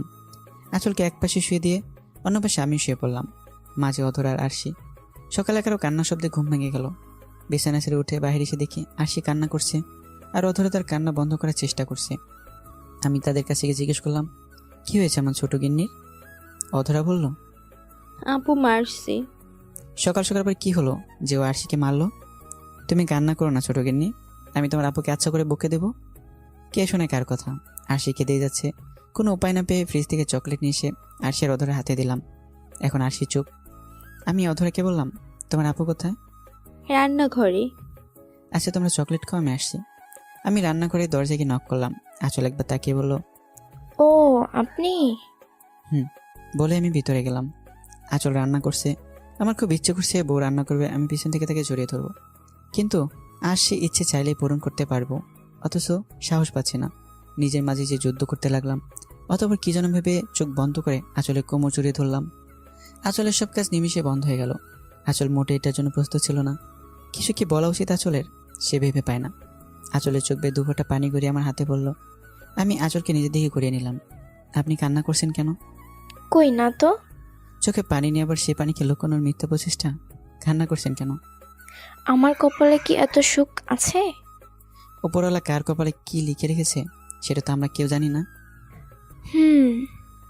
আপনার যদি অস্বস্তি লাগে তাহলে আমি চলে যাচ্ছি। আমি আঁচলের কোমর থেকে হাত সরিয়ে নিতেই আঁচল আমার হাত ধরে ফেললো। আমি কি আপনাকে যেতে বলছি? থাকতেও তো বলেননি। হুম। তো আমি কি থাকবো নাকি চলে যাব? লজ্জা মাখা মুখে বলল। থাকুন। আমি আঁচলকে জড়িয়ে ধরে আছি আর আঁচল রান্না করছে। হঠাৎই রান্নাঘরে অধরা চলে আসে। অধরা আসতেই আমি আঁচলকে ছেড়ে দিয়ে কিছুটা দূরে দাঁড়াই। আঁচল অধরাকে বলল, আরশি পানি চাচ্ছে, ও তোমার সাথে কথা বলবে না? আঁচল মুচকি এসে বলল, ও আচ্ছা, কতদিন? ও হ্যাঁ, আমি তো ভুলেই গেছিলাম, আমি তো আপনার বিচার করতে এসেছি। অধরা পানি নিয়ে চলে গেল। আপনি আরশিকে মেরেছেন কেন? আপনার ফোনে কি বাজে হাল হয়েছে সেটা একবার দেখুন। আঁচল ফোনটা পাশে থেকে তুলে আমার দিকে বাড়িয়ে দেয়। খুবই বাজে অবস্থা করেছে, মনে হচ্ছে আছাড়ি দিয়েছে। কিভাবে হলো এটা? এটা দিয়ে খেলছো, পড়ে গিয়েই এই অবস্থা। এই জন্য মেরেছেন? এটা খেলার জিনিস না যে ওরা খেলবে। না, কই ফোন তো আবার আগের মতো হয়ে যায়নি। ফোন আবার আগের মতো হয় কিভাবে? ফোন যখন ভেঙে গেছে তখন ওকে মারলেন, তো আমি ভাবলাম মারার পর হয়তো ফোনটা আগের মতো হয়ে গেছে। মানে? ও তো ছোট বাচ্চা, ভুল হতেই পারে, তাই জন্য ওর উপর হাত তোলা ঠিক। আর মারার পরে যে ভুলটা ঠিক হয়ে যাবে এমনটাও তো না। যেটা ভুল একবার হয়ে যায় সেটা ভুল থেকে যায়। কিন্তু শাসন করতে হবে তো, নয়তো বিগড়ে যাবে। শাসন করলে বাচ্চারা সাধারণত বেশি বিগড়ে যায়। আর যদি বাচ্চাটা জেদি হয় তবে তো কোনো কথাই নেই। তবে তাদের যদি ভালো করে ভালোবাসা দিয়ে বোঝানো যায় তবে মনে হয় তারা বুঝবে। আর শাসন দিয়ে বোঝানো জিনিস ঠিক ততক্ষণ স্থায়ী হয় যতক্ষণ শাসনের রেশ থাকে। তাড়াতাড়ি রান্না শেষ করুন। আজ আপনাকে আমার সম্পর্কে কিছু জিনিস জানাবো যেটা কেউ জানে না, আপনিও জানতেন না যদি আপনি আমার বউ না হতেন। আচ্ছা। খাওয়া দাওয়া শেষ করে আমি আঁচলকে নিয়ে বের হলাম। এখন আমরা বিশাল একটা বিল্ডিং এর সামনে দাঁড়িয়েছি। আঁচল বিল্ডিংটার দিকে তাকিয়ে বলল, এটা তো এলাকার বিখ্যাত ব্যবসায়ী আকবর সাহেবের অফিস। আপনি চিনেন তাকে? তাকে কে না চেনে? আর কি জানেন আপনি তার সম্পর্কে?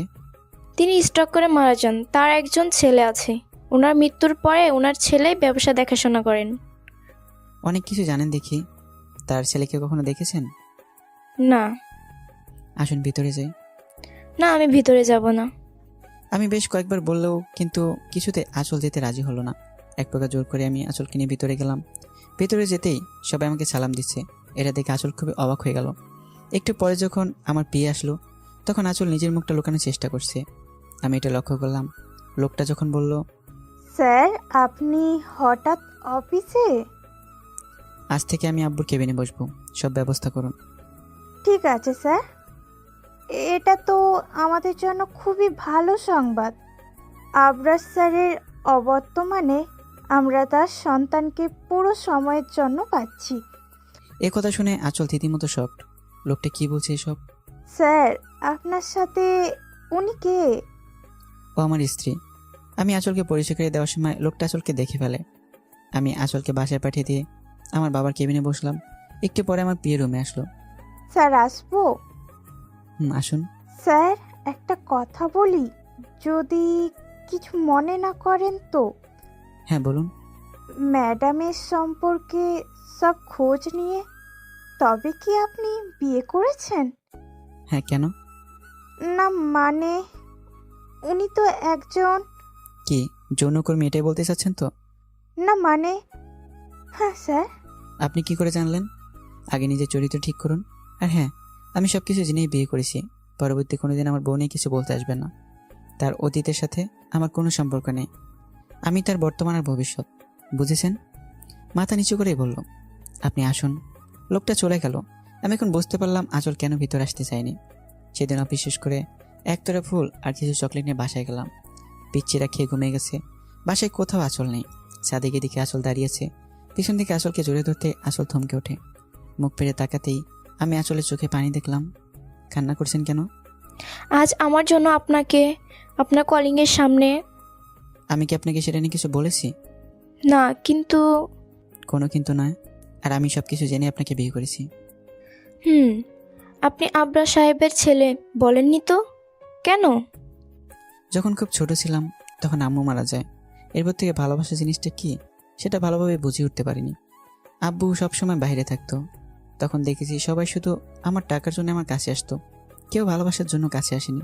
যখন বুঝতে শিখলাম তখন আব্বুকে বলে দেশের বাইরে গিয়ে কিছুদিন থেকে এসে সোজা এই বাসায় উঠি। তখন থেকে কেউ জানে না আমি কে। যখন দরকার পড়তো তখন বাবার সাথে দেখা করতাম, শুধু অফিসের মানুষগুলোই জানে। এরপর প্রথম প্রেমে পড়লাম। ভাবলাম সে হয়তো আমায় ভালোবেসে আগলে রাখবে, কিন্তু না, সেও টাকার খোঁজেই ছিল। এরপর বাবা মারা যায়। এরপর আপনার সাথে দেখা, তারপর বিয়ে। তো নিজেকে হাইড করার কারণটা কি?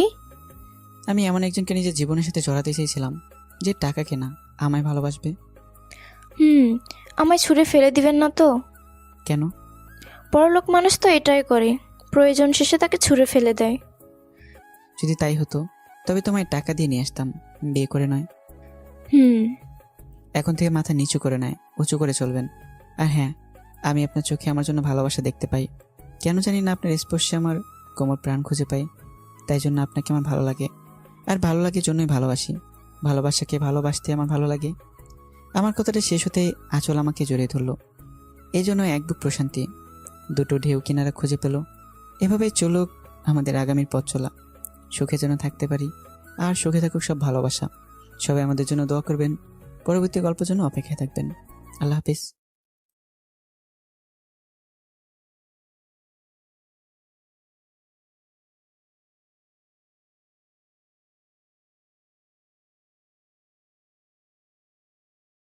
তাতে আমার কি? আমি কি সবাইকে বলে বেড়াবো যে আমার বউ পতিতে ছিল? আঁচল কিছু বলছে না, আবার পিছন ফিরে হাঁটা শুরু করলো। পিছন থেকে বললাম, শুধু আপনার জন্য বলিনি, আপনার বোনদের কথা ভেবে আমি সিদ্ধান্ত নিয়েছি। তাই আপনি সিদ্ধান্ত নেওয়ার আগে অবশ্যই তাদের কথা ভাববেন আশা করি। আসল কথাটা শুনলো, কিন্তু না দাঁড়িয়ে চলে গেল। আমি ছাদে আর থাকলাম না, আমি নিচে চলে গেলাম। রুমে শুয়ে শুয়ে ফোনে গেমস অফ থ্রোনস দেখছি। সিরিজটা সত্যি খুব ভালো, যদিও বাটে ছোটদের জন্য নয়, আবার অনেকে বুঝতে পারবে না। তবুও যারা বুঝবে তারা এই সিরিজটা প্রেমে ভরে যাবে। একটু পরে ঘুম এসে দু চোখের পাতায় ভারী করে দিল। ফোনটা বুকের উপর রেখে চোখ বুঝলাম। হঠাৎ আমি খেয়াল করলাম কে আমার বুকের উপর থেকে ফোনটা সরিয়ে নিল, গায়ে কাঁথা জড়িয়ে দিল। আমার চোখে ঘুমের আবেশ এতটাই ছিল যে আমি চোখ খুলতে পারছি না। এরপর যখন আমার কপালে কোমল দুটি ঠোঁটের স্পর্শ পড়ল, তখন আমার চোখ থেকে নিমিশে ঘুম রাজ্যে চলে গেল। এই স্পর্শটা যেন আমার কাছে একেবারে অজানা, একদম অপরিচিত। পুরো শরীর যেন শিহরিত হয়ে যাচ্ছে। আমি চোখ খুললাম, পেছন থেকে দেখলাম কে চলে যাচ্ছে। কে? আঁচল পিছনে ফিরে তাকালো। ও আপনি? আঁচল নিচু স্বরে বলল, এত রাতে আমার রুমে কেন? কোনো জরুরি কিছু? না। আমি জিজ্ঞেস করতেছিলাম আপনি কি আমার কপালে, কিন্তু লজ্জার একটা টানে বলতে পারলাম না। আপনি কি কিছু বলতে চাচ্ছেন? না মানে আপনি কি? হ্যাঁ, আমি আপনার কপালে চুমু দিয়েছি। কেন? আমি পতিত হওয়ার পরেও যে মানুষটা আমাকে বিয়ে করতে চায় তার কপালে চুমু দেওয়ার যোগ্যতা হয়তো বা আমার নেই, তবুও কেন জানি নিজেকে সামলে রাখতে পারিনি। সরি। আমি আপনার এই স্পর্শটার সাথে একেবারে অপরিচিত। কেমন যেন একটা অন্যরকম অনুভূতি জন্ম নিয়েছে মনের মাঝে। এরপর আঁচল আর কিছু বলল না। এতক্ষণে আমি উঠে বসে পড়েছি। চুপচাপ এসে আঁচলও আমার পাশে বসলো। আপনি কি সত্যি আমাকে বিয়ে করতে চান? হুম। আমি জানি না আমার কপালে কি আছে, তবে আপনি যদি আমার বোনদের দায়িত্ব নেন তবে আমি আপনাকে বিয়ে করতে পারি। অবশ্যই না করে দিতাম। কেন? কারণ আপনি নিঃসন্দেহে একজন ভালো মানুষ। আমি কখনোই চাই না আমার জন্য কোনো ভালো মানুষের জীবন নষ্ট হোক। তাহলে আপনি আপনার বোনের জন্য বিয়েটা করছেন? অনেকটা তাই। ও আচ্ছা, তো আপনি চাইলে আমি কালই আপনাকে বিয়ে করব। আপনার কোনো আত্মীয়কে দাওয়াত করতে হবে? পৃথিবীতে আমার কোনো আত্মীয় নেই, আপনার যা ইচ্ছে করুন। হুম। আপনি বলবেন না তো কি? আমার বোনদের দায়িত্ব নেবেন কি না? আপনি এখন গিয়ে ঘুমিয়ে পড়ুন। আসলে সে শুয়ে ভাবছে, লোকটা যেমনই হোক না কেন, যদি আমার বোনদের যথাযথ দায়িত্ব পালন করে, তবে তার জন্য আমি নিজের জীবন দিতে একবারের জন্য ভাববো না। অন্য মেয়েরা বিয়ের কথা পাকা হলে ভাবতে থাকে বিয়ের পর কি করবে, কিন্তু আসল ভয় পাচ্ছে। সত্যি কি তাকে কেউ বিয়ে করছে আগামীকাল? এদিকে আমি আমার সব বন্ধুকে ফোন দিয়ে বললাম সব কিছু ম্যানেজ করে ফেলতে। আগামীকাল আমাদের বিয়ে। আজ আঁচল আর আমার বিয়ে। আঁচল শুধু একটা কথাই ভাবছে, এটা কি সত্যি নাকি তার স্বপ্ন। তার কিছুতে বিশ্বাস হচ্ছে না যে আজ তার বিয়ে। সারাদিন কিভাবে যেন কেটে গেল। এখন রাত প্রায় 10টা। আঁচল ঘরে ঘোমটা দিয়ে বসে আছে। তখনও তার মনে একটা কথাই ঘুরপাক খাচ্ছে, সত্যি কি তার বিয়ে হয়ে গেল? হঠাৎ তার মনে পড়লো অধরা আর আশির কথা। রুম থেকে মাথা বের করে উকি দিয়ে দেখে আমি আরশি আর অধরাকে নিয়ে আমার সকল বন্ধুদেরকে বিদায় জানাচ্ছি। আঁচল আবার এসে বসে পড়লো। একটু পরে আমি অধরা আর আশিকে নিয়ে নিজের রুমে গেলাম। আরশি আর অধরা কি এখানে ঘুমাবে নাকি অন্য রুমে? আমার কথা শুনে আঁচল আমার দিকে তাকালো। আঁচলের এখন কি বলা উচিত সে সত্যিই জানে না। আঁচলকে চুপ থাকতে দেখে আমি বললাম, তোমরা কি এখানে ঘুমাবে? আরশি বলল, আমি আপুর সাথে ঘুমাবো। আঁচল কিছুই বলছে না। আরশি আর অধরাকে কাছে রেখে নেওয়ার সাহসও পাচ্ছে না। হঠাৎ বললাম, একপাশে সরে বসুন, ওরা ঘুমোবে। আঁচল একপাশে সরে বসলো। অধরা আর আরশি শুয়ে পড়েছে। আঁচল শুধু অবাক হয়ে তাকিয়ে রইল আমার দিকে। নিজের বাসরাতে সে তার বন্ধুর প্রতি এত ভালোবাসা দেখালো, সেটা যদি সবসময় থাকে তবে তার জীবনে আমার কাছে আর কিছুই চাওয়ার থাকবে না। এটাই মনে মনে ভাবছিল আঁচল। আপনি এদের ঘুম পাড়িয়ে দিন, আমি ড্রয়িং রুমে আছি। আমি ড্রয়িং রুমে এসে টিভি অন করলাম। একটু পরে রুম থেকে মাথা বের করে আঁচল ডাকলো। আসুন, ওরা ঘুমিয়ে গেছে। আমি টিভি বন্ধ করে চলে আসলাম। আঁচল আমার পাশে দাঁড়িয়েছে আর আমি আরশি আর অধরার দিকে তাকিয়েছি। এই বিছানায় তো 4 জনের জায়গা হবে না। হুম। এখন কি করব? আঁচল কোনো কথা বলল না। ছাদে যাবেন? এখানে কথা বললে ওরা জেগে যাবে। আঁচলকে অবাক করে দিয়ে আমি আঁচলকে কোলে তুলে নিলাম। আসলে এটার জন্য একেবারে প্রস্তুত ছিল না। ছাদে এসে নামিয়ে দিলাম। আমি আজই প্রথম আঁচলকে লজ্জা পেতে দেখলাম। নয়তো এতদিন শুধু লজ্জা লুকিয়ে নিজেকে বেহায়া প্রমাণ করতে ব্যস্ত ছিল। লজ্জায় আঁচলের গালে হালকা লাল বরণ পড়ে গেছে, যেটা আমাকে নিমিষে মুগ্ধ করে দিচ্ছে। আপনি লজ্জা পেলে আপনাকে ভালো দেখায়, সেটা আপনি জানেন কি? উফ, কেন? আপনি কি সবসময় লুকিয়ে রাখতে চেষ্টা করেন? জানি না। আপনি যে একজন যৌনকর্মীকে বিয়ে করলেন, সবাই জানতে পারলে আপনার লজ্জা করবে না? না তো। কেন? লজ্জা হচ্ছে নারীর ভূষণ। সেটা যদি আমি পাই, তবে নারী আর আমার মধ্যে পার্থক্য থাকলো কি? এর মানে আপনি লজ্জা পান না? না, কারণ আমি সেই কাজটা করি যেটা আমার ভালো লাগে। বুঝলাম না ঠিক আপনার কথাটা। আমি কোনো কাজ করার আগে বা পরে আমি নিজেকে জিজ্ঞেস করি। নিজের কাজ নিয়ে নিজের সমালোচনায় মেতে উঠি। যদি এতে আমার মন থেকে কোনো অনুতাপ বা অনুশোচনা না আসে, তবে সেই কাজটা নিঃসন্দেহে করি। আর এমন কখনো করিনি যে আমার নিজের কাজে বা আমার হৃদয় কেঁপে ওঠে। আর লজ্জা তো সেই পুরুষই পায় যে জানে যে সে কাজটা করেছে সেটা সঠিক নয়। আমি তো সঠিক কাজটাই করেছি, তবে লজ্জা পেতে হবে কেন? একটা কথা জিজ্ঞেস করি। বলুন। বিয়েতে তো অনেকেই আসলো, সবাই আপনার বন্ধু? হুম। আপনার বাবা মা? ওনারাও ছিল তো। কই, দেখলাম না তো। আমি আকাশের দিকে আঙ্গুল তুলে তাকিয়ে দিলাম। ওই যে ওখানে। মানে? মানুষ যখন সবার কাছে প্রিয় হয়ে যায়, তখন আল্লাহ তাকে নিজের কাছে প্রিয় করে নিজের কাছে ডেকে নেন, যেমন আব্বু আম্মুকে নিয়ে নিয়েছে। আঁচল আর কিছু বলতে পারলো না। আঁচল শেষ তার বাবাকে কান্না করতে দেখেছিল যখন সে ক্লাস 9-এ। এরপর আজ আমাকে কান্না করতে দেখছি সে। আঁচল কাঁপা কাঁপা হাতে আমার চোখ মুছে দিতেই যে আমার গালে স্পর্শ করলো, আবার আমার শরীরটা কাঁটা দিয়ে উঠলো। কাঁদবেন না, জানেন না ছেলেদের কাঁদতে নেই। আঁচলের কথা শুনে আমি আঁচলের হাত ধরে নামিয়ে দিলাম। কেন? ছেলেদের কাঁদতে নেই কেন? ছেলেদের কান্না মানায় না। কেন? ছেলেদের কি মন নেই? ছেলেদের কি আবেগ অনুভূতি নেই? মেয়েদের থেকে ছেলেদের আবেগ অনুভূতিটা একটু বেশি, কিন্তু তারা কখনো প্রকাশ করতে পারে না। পারিপার্শ্বিক অবস্থার কারণে তারা প্রকাশ করতে পারে না। সমাজে যখন একটা নারী কান্না করে, তখন তাকে নিয়ে কোনো মজা করা হয় না, কিন্তু একজন পুরুষ কান্না করলে তাকে নিয়ে মজা করা হয়, তামাশা করা হয়। দেখো ছেলেটা মেয়েদের মতো কান্না করছে, কেন ছেলেদের কষ্ট হয় না? যেখানে নারী কান্না করলে সহানুভূতি দেখানো হয়, সেখানে পুরুষ কান্না করলে তামাশা। কিন্তু নারীরা অল্পতে কান্না করে, পুরুষ তখনই কান্না করে যখন তার পিঠ দেয়ালে টিকে যায়, তবুও সে কোনো সহানুভূতি পায় না। জানেন, বর্তমানে দেশে প্রতিদিন করে 28 জন সুইসাইড করছে, যার মধ্যে 75% পুরুষ। এর কারণ শুধু একটাই, নারীরা কান্না করে নিজের মনটাকে হালকা করতে পারে, কিন্তু পুরুষ সেটা পারে না। কান্না লুকিয়ে হাসতে থাকা যে কতটা কষ্ট সেটা খুব কম সংখ্যক নারীই জানে, কিন্তু প্রতিটা পুরুষ প্রতিনিয়ত এই কাজটাই করে। যখন সে নিজের মাঝে নিজেই দমড়ে মুচড়ে যায়, তখন সে বাধ্য হয়ে নিজের জীবন থেকে নিজেই নিজেকে মুক্তি দেয়। প্রতিটি মানুষ জীবনের কোনো না কোনো এক সময় একবার হলেও নিজেকে শেষ করার সিদ্ধান্ত নেয়। সেখান থেকে অনেকেই ফিরে আসতে পারে, আবার অনেকে মৃত্যুকে কাছেও টেনে নেয়। কিন্তু সুসাইড তো কখনো কোনো সমাধান হতে পারে না, তাই না? চোখের পানি এখনো শুকায়নি, তবু আসলের কথা এসে দিলাম। আপনি এই কথা বলছেন, আপনি নিজে সুইসাইড করে সিদ্ধান্ত নিয়েছিলেন। আঁচল আর কিছু বলল না। আল্লাহর দেওয়া শ্রেষ্ঠ নিয়ামত হচ্ছে জীবন, সেটা মানুষ কিভাবে নিজের হাতে শেষ করে দেয়। আজ খারাপ হচ্ছে, কিন্তু আগামীকাল সূর্য তো উঠতেও পারে। সারাদিন বৃষ্টি ঝড় হওয়ার কারণে যখন সবাই ভাবে আগামীকাল সূর্যের দেখা পাওয়া যায়, সেখানে বিকেলেই আবার শরীর পোড়ানো রোদে দেখা মিলে। আজ হয়তো আল্লাহ কষ্ট দিয়ে পরীক্ষা নিচ্ছে, কিন্তু তাই জন্য এটা নয় যে সারা জীবন এরকম থাকবে। আমাদের বাবা মা যারা আমাদের পৃথিবীতে নিয়ে এসেছেন, তারা আমাদের ভালোবেসে কত কিছুই করে, তবে যিনি আমাদের সৃষ্টি করেছেন তিনি আমাদের কতটা ভালোবাসতে পারেন একবার কল্পনা করা দরকার। তাই আপনাকে শুধু একটা কথাই বলবো, পরবর্তী জীবনে যতই কষ্ট আসুক না কেন, কখনো সুইসাইড করার সিদ্ধান্ত নেবেন না। আপনি সব কিছু এত সহজভাবে কিভাবে নেন? কারণ জীবন আমার সহজভাবে সব কিছু নিলে জীবন সহজ হয়ে যাবে, আর কঠিন করে নিলে জীবন কঠিন হয়ে যাবে।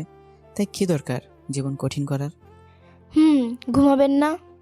আপনি কি ঘুমিয়ে পড়ুন, ওখানে তো চারজনের জায়গা হবে না, আমি না হয় অন্য রুমে গিয়ে শুয়ে পড়বো। আচ্ছা। আঁচল চলে গেল, একটু পর আমি চলে আসলাম। একবার রুমের দিকে উকি দিয়ে দেখলাম আঁচল চোখ বুজেছে। কিছুক্ষণ দাঁড়িয়ে থেকে পাশের রুমে চলে আসলাম। কি যেন একটা স্বপ্ন দেখে আমার ঘুম ভেঙে যায়। চোখ খুলতে সামনে আঁচলকে দেখতে পেলাম। আঁচল তো কাল ওই রুমে ঘুমিয়েছিল, হয়তো রাতে আসছে। জানালার পর্দার ফাঁক দিয়ে আবছালয় আভা আসছে। মেয়েটা গুটিসুটি হয়ে শুয়ে আছে। আমি কাঁথাটা আঁচলের গায়ে মুড়িয়ে দিয়ে ছাদে চলে আসলাম। কখনো 10টার আগে ওঠা হয় না, আজ যখন এত সকালে ঘুম ভেঙে গেল, তাই সকালের মনোরম আবহাওয়াটা হাতছাড়া করতে চাইলাম না।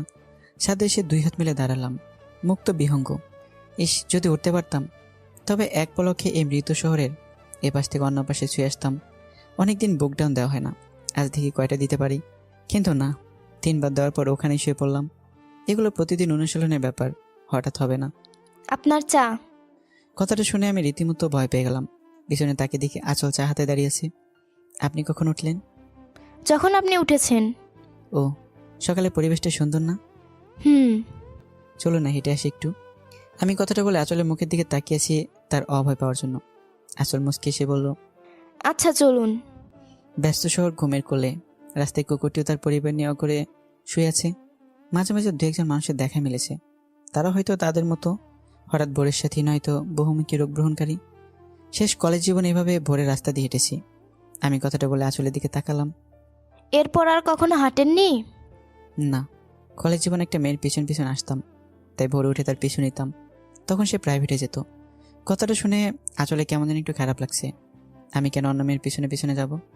আসলে মেয়ে জাতি, দুঃখিত, মেয়ে জাতি না, ভালোবাসা জিনিসটাই এমন, যার প্রতি বিন্দুমাত্র ভালোবাসা আছে তাকে অন্য কারোর সাথে সহ্য করা অসম্ভব। সেটা হোক অতীত, বর্তমান বা ভবিষ্যৎ।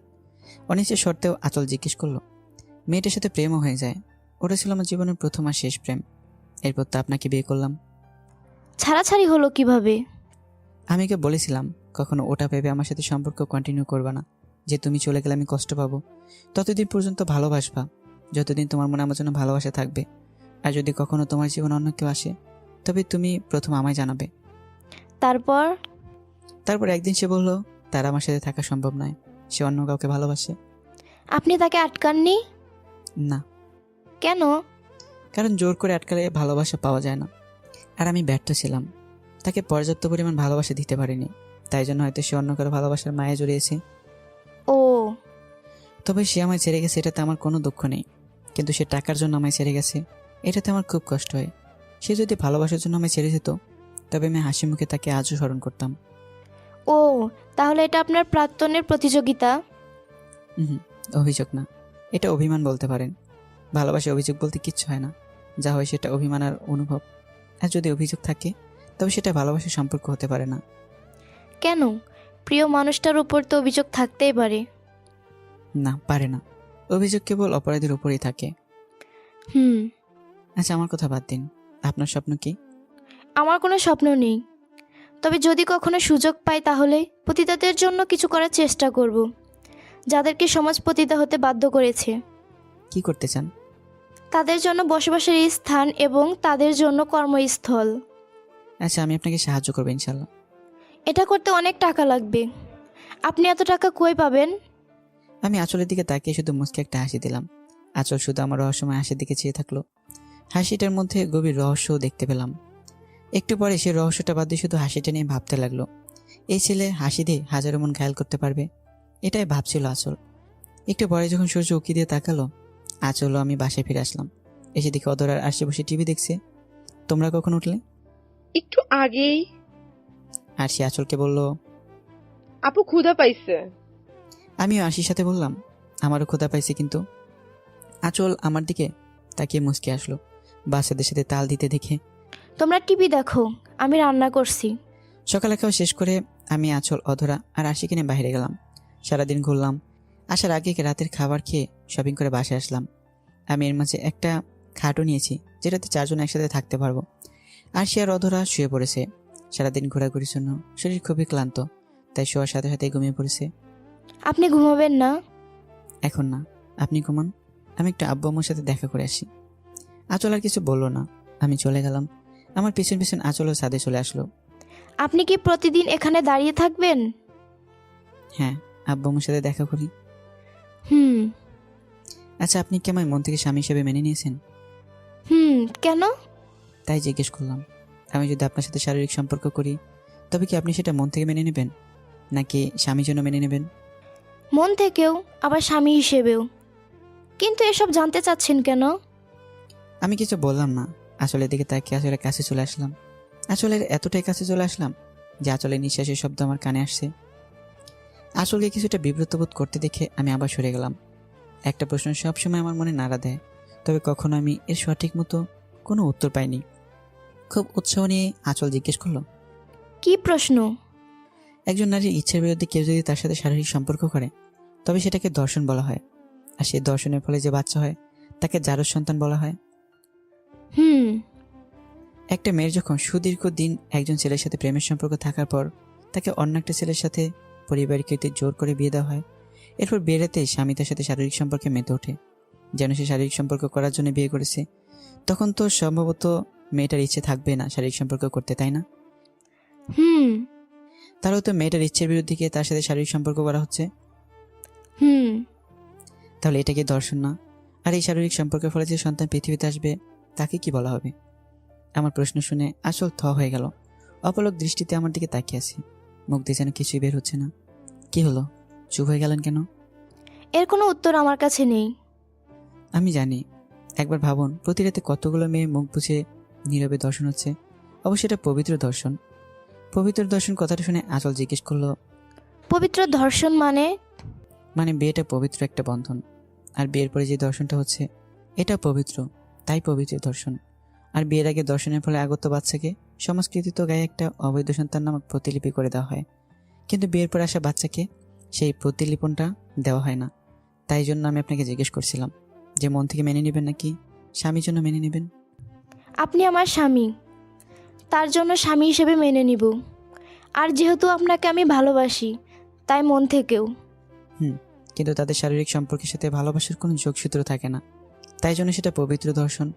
মনে করুন একজোড়া প্রেম যুগল রুম ডেট করলো, এটা কিন্তু ইসলামের বিধানের বাহিরে, ইসলাম এটাকে সমর্থন করে না, কিন্তু তবুও কিন্তু এটাকে দর্শন বলা হয় না, কারণ সেখানে ভালোবাসা সংশ্লিষ্ট, তাই সেই শারীরিক সম্পর্ককে প্রেমের বহিঃপ্রকাশ বলা হয়। তো আপনার মতো কি হওয়া উচিত? প্রতিটি পুরুষকে প্রেমিক হওয়া উচিত। আগে তার বিয়ে করা বউটার মন ছুতে হবে, তারপরে শরীর। আপনি ঠিকই বলেছেন, কিন্তু আপনি সবকিছু নিজের মতো করে ভাবলে তো আর হবে না। আমি মুচকি এসে বললাম, আমি সবকিছু আমার নিজের মতো করে ভাবি, এই জন্যই আমি এতটা সুখী। কারণ আমি কখনো ভাবি না সমাজ কি বলবে, কারণ আমি আমার রাজ্যের একমাত্র রাজা, আর রাজা কখনো কারো কথা শুনে চলে না, তাই আমি সেটাই করি যেটা আমার ভালো লাগে। আপনি কি এখন ঘুমাবেন? আমার প্রচুর ঘুম পেয়েছে। আপনি গিয়ে শুয়ে পড়ুন, আমি আর কিছুক্ষণ এখানে বসে থাকবো। আমি ছাদের এক কোনায় পড়ে থাকা দোলনায় গিয়ে বসে পড়লাম। আসল কি যেন ভেবে রুমে না গিয়ে আমার পাশে বসে পড়লো। আমার হাতটা শক্ত করে জড়িয়ে ধরলো। আমি আসলের দিকে তাকিয়ে হাতটা সরিয়ে নিয়ে তাকে খুলে বসিয়ে বুকে জড়িয়ে ধরলাম। আপনার স্পর্শে আমার এমন লাগে কেন? কেমন? পুরো শরীর শিহরিত হয়ে ওঠে। আগেও তো অনেক পুরুষ আমাকে ছুঁয়েছে, কিন্তু এমন কখনো হয়নি। নারীর শরীর ছুঁলে কি পুরুষ হওয়া যায়? মানে? কিছু না, হয়তো আপনার অনুভূতির আমাকে স্পর্শের ভালোবাসার চিহ্ন খুঁজে পেয়েছে, তাই আপনার এমন মনে হচ্ছে। হুম। বাসার সামনের এই জমিটা একটা পোশাক কারখানা করব। কেন? আপনি তো বললেন যে যৌনকর্মীদের জন্য কিছু করতে চান, তাই তাদের কর্মস্থল তৈরি করব। কিন্তু এটার জন্য তো অনেক টাকার দরকার। হ্যাঁ, আমি তো বলিনি যে বললেই হয়ে যাবে। এত টাকা কোথায় পাবো? সেটা নিয়ে আপনারা তো চিন্তা না করলেও চলবে। আচ্ছা, আপনি কোথায় জব করেন বলেন তো? আমি কোথায় জব করি সেটা জেনে কি করবেন? আমার জীবনে শুধু ভালোবাসাটারই অভাব। আপনি শুধু আমার এই অভাবটা পূরণ করে দিন। আপনার জন্য জীবন দিয়ে তো আমি এক মুহূর্ত ভাববো না। আঁচল আমার কথা শুনে হতবাক হয়ে গেছে। কি বলছে কিছুই যেন তার মাথায় যাচ্ছে না। সব মাথার উপর দিয়ে চলে যাচ্ছে। আর কোনো প্রশ্ন না করে আমার কাঁধে মাথা দিল। আমি কিছুক্ষণ চুপ থাকলাম। আমি আপনাকে কেন বিয়ে করেছি জানেন? আমি এতটুকু বলে থেমে গেলাম আঁচলে কেন প্রশ্নটি শোনার জন্য, কিন্তু আঁচল কৃতিক কোনো প্রশ্ন আসলো না। আমি আঁচলের দিকে তাকিয়ে দেখি আঁচল ঘুমিয়ে পড়েছে। তাই আমি আর কোনো কথা না বলে আঁচলকে জড়িয়ে ধরেই বসে রইলাম। হালকা বাতাস বইছে। যদি এমন বাতাস আমার খুবই ভালো লাগে। আমি কখন এমন বাতাসে নিজেকে ভেজাতে মিস করি না। কিন্তু আঁচলে শীত করবে, তাই জন্য আঁচলকে কোলে তুলে রুমে নিয়ে আসলাম। আঁচলকে এক পাশে শুয়ে দিয়ে অন্য পাশে আমি শুয়ে পড়লাম। মাঝে অধরা আর আরশি। সকালে কারো কান্নার শব্দে ঘুম ভেঙে গেল। বিছানা ছেড়ে উঠে বাইরে এসে দেখি আরশি কান্না করছে আর অধরা তার কান্না বন্ধ করার চেষ্টা করছে।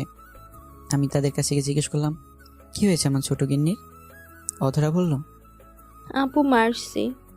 সকাল সকাল পর কি হলো যে ও আরশিকে মারলো? তুমি কান্না করো না ছোট গিন্নি, আমি তোমার আপুকে আচ্ছা করে বকে দেবো। কে শোনে কার কথা? আরশি কেঁদে যাচ্ছে। কোনো উপায় না পেয়ে ফ্রিজ থেকে চকলেট নিয়ে এসে আরশি আর অধরার হাতে দিলাম। এখন আরশি চুপ। আমি অধরাকে বললাম, তোমার আপু কোথায়? রান্নাঘরে। আচ্ছা তোমরা চকলেট খাও, আমি আসছি। আমি রান্নাঘরে দরজায় গিয়ে নক করলাম। আঁচল একবার তাকিয়ে বলল, ও আপনি? বলে আমি ভিতরে গেলাম। আঁচল রান্না করছে। আমার খুব ইচ্ছে করছে বউ রান্না করবে, আমি পিছন থেকে তাকে জড়িয়ে ধরবো। কিন্তু আর সে ইচ্ছে চাইলেই পূরণ করতে পারবো, অথচ সাহস পাচ্ছি না। নিজের মাঝে যে যুদ্ধ করতে লাগলাম। অতঃপর কি যেন ভেবে চোখ বন্ধ করে আঁচলে কোমর জড়িয়ে ধরলাম। আঁচলের সব কাজ নিমিষে বন্ধ হয়ে গেল। আঁচল মোটে এটার জন্য প্রস্তুত ছিল না। কিছু কি বলা উচিত আঁচলের, সে ভেবে পায় না। আঁচলের চোখ বেয়ে 2 ফোঁটা পানি গড়িয়ে আমার হাতে পড়ল। আমি আঁচলকে নিজের দিকে ঘুরিয়ে নিলাম। আপনি কান্না করছেন কেন? কই না তো। চোখে পানি নিয়ে আবার সে পানিকে লুকানোর মিথ্যা প্রচেষ্টা। কান্না করছেন কেন? আমার কপালে কি এত সুখ আছে? ওপরওয়ালা কার কপালে কি লিখে রেখেছে সেটা তো আমরা কেউ জানি না। হুম। আপনার যদি অস্বস্তি লাগে তাহলে আমি চলে যাচ্ছি। আমি আঁচলের কোমর থেকে হাত সরিয়ে নিতেই আঁচল আমার হাত ধরে ফেললো। আমি কি আপনাকে যেতে বলছি? থাকতেও তো বলেননি। হুম। তো আমি কি থাকবো নাকি চলে যাব? লজ্জা মাখা মুখে বলল, থাকুন। আমি আঁচলকে জড়িয়ে ধরে আছি আর আঁচল রান্না করছে। হঠাৎই রান্নাঘরে অধরা চলে আসে। অধরা আসতেই আমি আঁচলকে ছেড়ে দেখি কিছুটা দূরে দাঁড়াই। আঁচল অধরাকে বলল, আরশি পানি চাচ্ছে, ও তোমার সাথে কথা বলবে না? আঁচল মুচকি এসে বলল, ও আচ্ছা, কতদিন? ও হ্যাঁ, আমি তো ভুলেই গেছিলাম, আমি তো আপনার বিচার করতে এসেছি। অধরা পানি নিয়ে চলে গেল। আপনি আরশিকে মেরেছেন কেন? আপনার ফোনে কি বাজে হাল হয়েছে সেটা একবার দেখুন। আঁচল ফোনটা পাশে থেকে তুলে আমার দিকে বাড়িয়ে দেয়। খুবই বাজে অবস্থা করেছে, মনে হচ্ছে আছাড়ি দিয়েছে। কিভাবে হলো এটা? এটা দিয়ে খেলছো, পড়ে গিয়েই এই অবস্থা। এই জন্য মেরেছেন? এটা খেলার জিনিস না যে ওরা খেলবে। না, কই ফোন তো আবার আগের মতো হয়ে যায়নি। ফোন আবার আগের মতো হয় কিভাবে? ফোন যখন ভেঙে গেছে তখন ওকে মারলেন, তো আমি ভাবলাম মারার পর হয়তো ফোনটা আগের মতো হয়ে গেছে। মানে? ও তো ছোট বাচ্চা, ভুল হতেই পারে, তাই জন্য ওর উপর হাত তোলা ঠিক। আর মারার পরে যে ভুলটা ঠিক হয়ে যাবে এমনটাও তো না। যেটা ভুল একবার হয়ে যায় সেটা ভুল থেকে যায়। কিন্তু শাসন করতে হবে তো, নয়তো বিগড়ে যাবে। শাসন করলে বাচ্চারা সাধারণত বেশি বিগড়ে যায়। আর যদি বাচ্চাটা জেদি হয় তবে তো কোনো কথাই নেই। তবে তাদের যদি ভালো করে ভালোবাসা দিয়ে বোঝানো যায় তবে মনে হয় তারা বুঝবে। আর শাসন দিয়ে বোঝানো জিনিস ঠিক ততক্ষণ স্থায়ী হয় যতক্ষণ শাসনের রেশ থাকে। তাড়াতাড়ি রান্না শেষ করুন। আজ আপনাকে আমার সম্পর্কে কিছু জিনিস জানাবো যেটা কেউ জানে না, আপনিও জানতেন না যদি আপনি আমার বউ না হতেন। আচ্ছা। খাওয়া দাওয়া শেষ করে আমি আঁচলকে নিয়ে বের হলাম। এখন আমরা বিশাল একটা বিল্ডিং এর সামনে দাঁড়িয়েছি। আঁচল বিল্ডিংটার দিকে তাকিয়ে বলল, এটা তো এলাকার বিখ্যাত ব্যবসায়ী আকবর সাহেবের অফিস। হুম, আপনি চিনেন তাকে? তাকে কে না চেনে? আর কি জানেন আপনি তার সম্পর্কে? তিনি স্ট্রোক করে মারা যান। তার একজন ছেলে আছে। ওনার মৃত্যুর পরে ওনার ছেলে ব্যবসা দেখাশোনা করেন। অনেক কিছু জানেন দেখি। তার ছেলেকে কখনো দেখেছেন? না আসুন ভিতরে যাই। না, আমি ভিতরে যাব না। আমি বেশ কয়েকবার বললেও কিন্তু কিছুতে আঁচল যেতে রাজি হলো না। এক প্রকার জোর করে আমি আঁচলকে নিয়ে ভিতরে গেলাম। ভিতরে যেতেই সবাই আমাকে সালাম দিচ্ছে। এটা দেখে আঁচল খুবই অবাক হয়ে গেল। একটু পরে যখন আমার বিয়ে আসলো তখন আঁচল নিজের মুখটা লুকানোর চেষ্টা করছে। আমি এটা লক্ষ্য করলাম। লোকটা যখন বলল, স্যার আপনি হঠাৎ অফিসে? আজ থেকে আমি আব্বুর কেবিনে বসবো, সব ব্যবস্থা করুন। ঠিক আছে স্যার, এটা তো আমাদের জন্য খুবই ভালো সংবাদ। আবরার স্যারের অবর্তমানে আমরা তার সন্তানকে পুরো সময়ের জন্য পাচ্ছি। এ কথা শুনে আঁচল রীতিমতো শকড। লোকটা কি বলছে এসব? স্যার আপনার সাথে উনি কে? ও আমার স্ত্রী। আমি আঁচলকে পরিচয় করে দেওয়ার সময় লোকটা আঁচলকে দেখে ফেলে। আমি আঁচলকে বাসায় পাঠিয়ে দিয়ে আমার বাবার কেবিনে বসলাম। একটু পরে আমার বিয়ের রুমে আসলো। স্যার আসবো? আসুন। স্যার একটা কথা বলি, যদি কিছু মনে না করেন তো। হ্যাঁ বলুন। ম্যাডামের সম্পর্কে সব খোঁজ নিয়ে তবে কি আপনি বিয়ে করেছেন? হ্যাঁ, কেন? না মানে উনি তো একজন। কি যৌনকর্মী এটাই বলতে চাচ্ছেন তো? না মানে হ্যাঁ স্যার। আপনি কি করে জানলেন? আগে নিজের চরিত্র ঠিক করুন। আর হ্যাঁ, আমি সব কিছু জেনেই বিয়ে করেছি। পরবর্তী কোনোদিন আমার বউ নিয়ে কিছু বলতে আসবেন না। তার অতীতের সাথে আমার কোনো সম্পর্ক নেই। আমি তার বর্তমান আর ভবিষ্যৎ, বুঝেছেন? মাথা নিচু করেই বলল, আপনি আসুন। লোকটা চলে গেল। আমি এখন বুঝতে পারলাম আঁচল কেন ভিতরে আসতে চাইনি। সেদিন অফিস শেষ করে একতরা ফুল আর কিছু চকলেট নিয়ে বাসায় গেলাম। পিচ্চিরা খেয়ে ঘুমিয়ে গেছে। বাসায় কোথাও আঁচল নেই। চাঁদিকে দিকে আঁচল দাঁড়িয়েছে। পিছন দিকে আঁচলকে জড়িয়ে ধরতে আঁচল থমকে ওঠে। মুখ ফিরে তাকাতেই আমি আঁচলের চোখে পানি দেখলাম। কান্না করছেন কেন? আজ আমার জন্য আপনাকে আপনার কলিংয়ের সামনে। আমি কি আপনাকে সেটা নিয়ে কিছু বলেছি? না, কিন্তু কোনো কিন্তু নয়। আর আমি সব কিছু জেনে আপনাকে বিয়ে করেছি। আপনি আবরার সাহেবের ছেলে বলেননি তো? কেন? যখন খুব ছোট ছিলাম তখন আম্মু মারা যায়। এরপর থেকে ভালোবাসা জিনিসটা কি সেটা ভালোভাবে বুঝে উঠতে পারিনি। আব্বু সবসময় বাইরে থাকতো।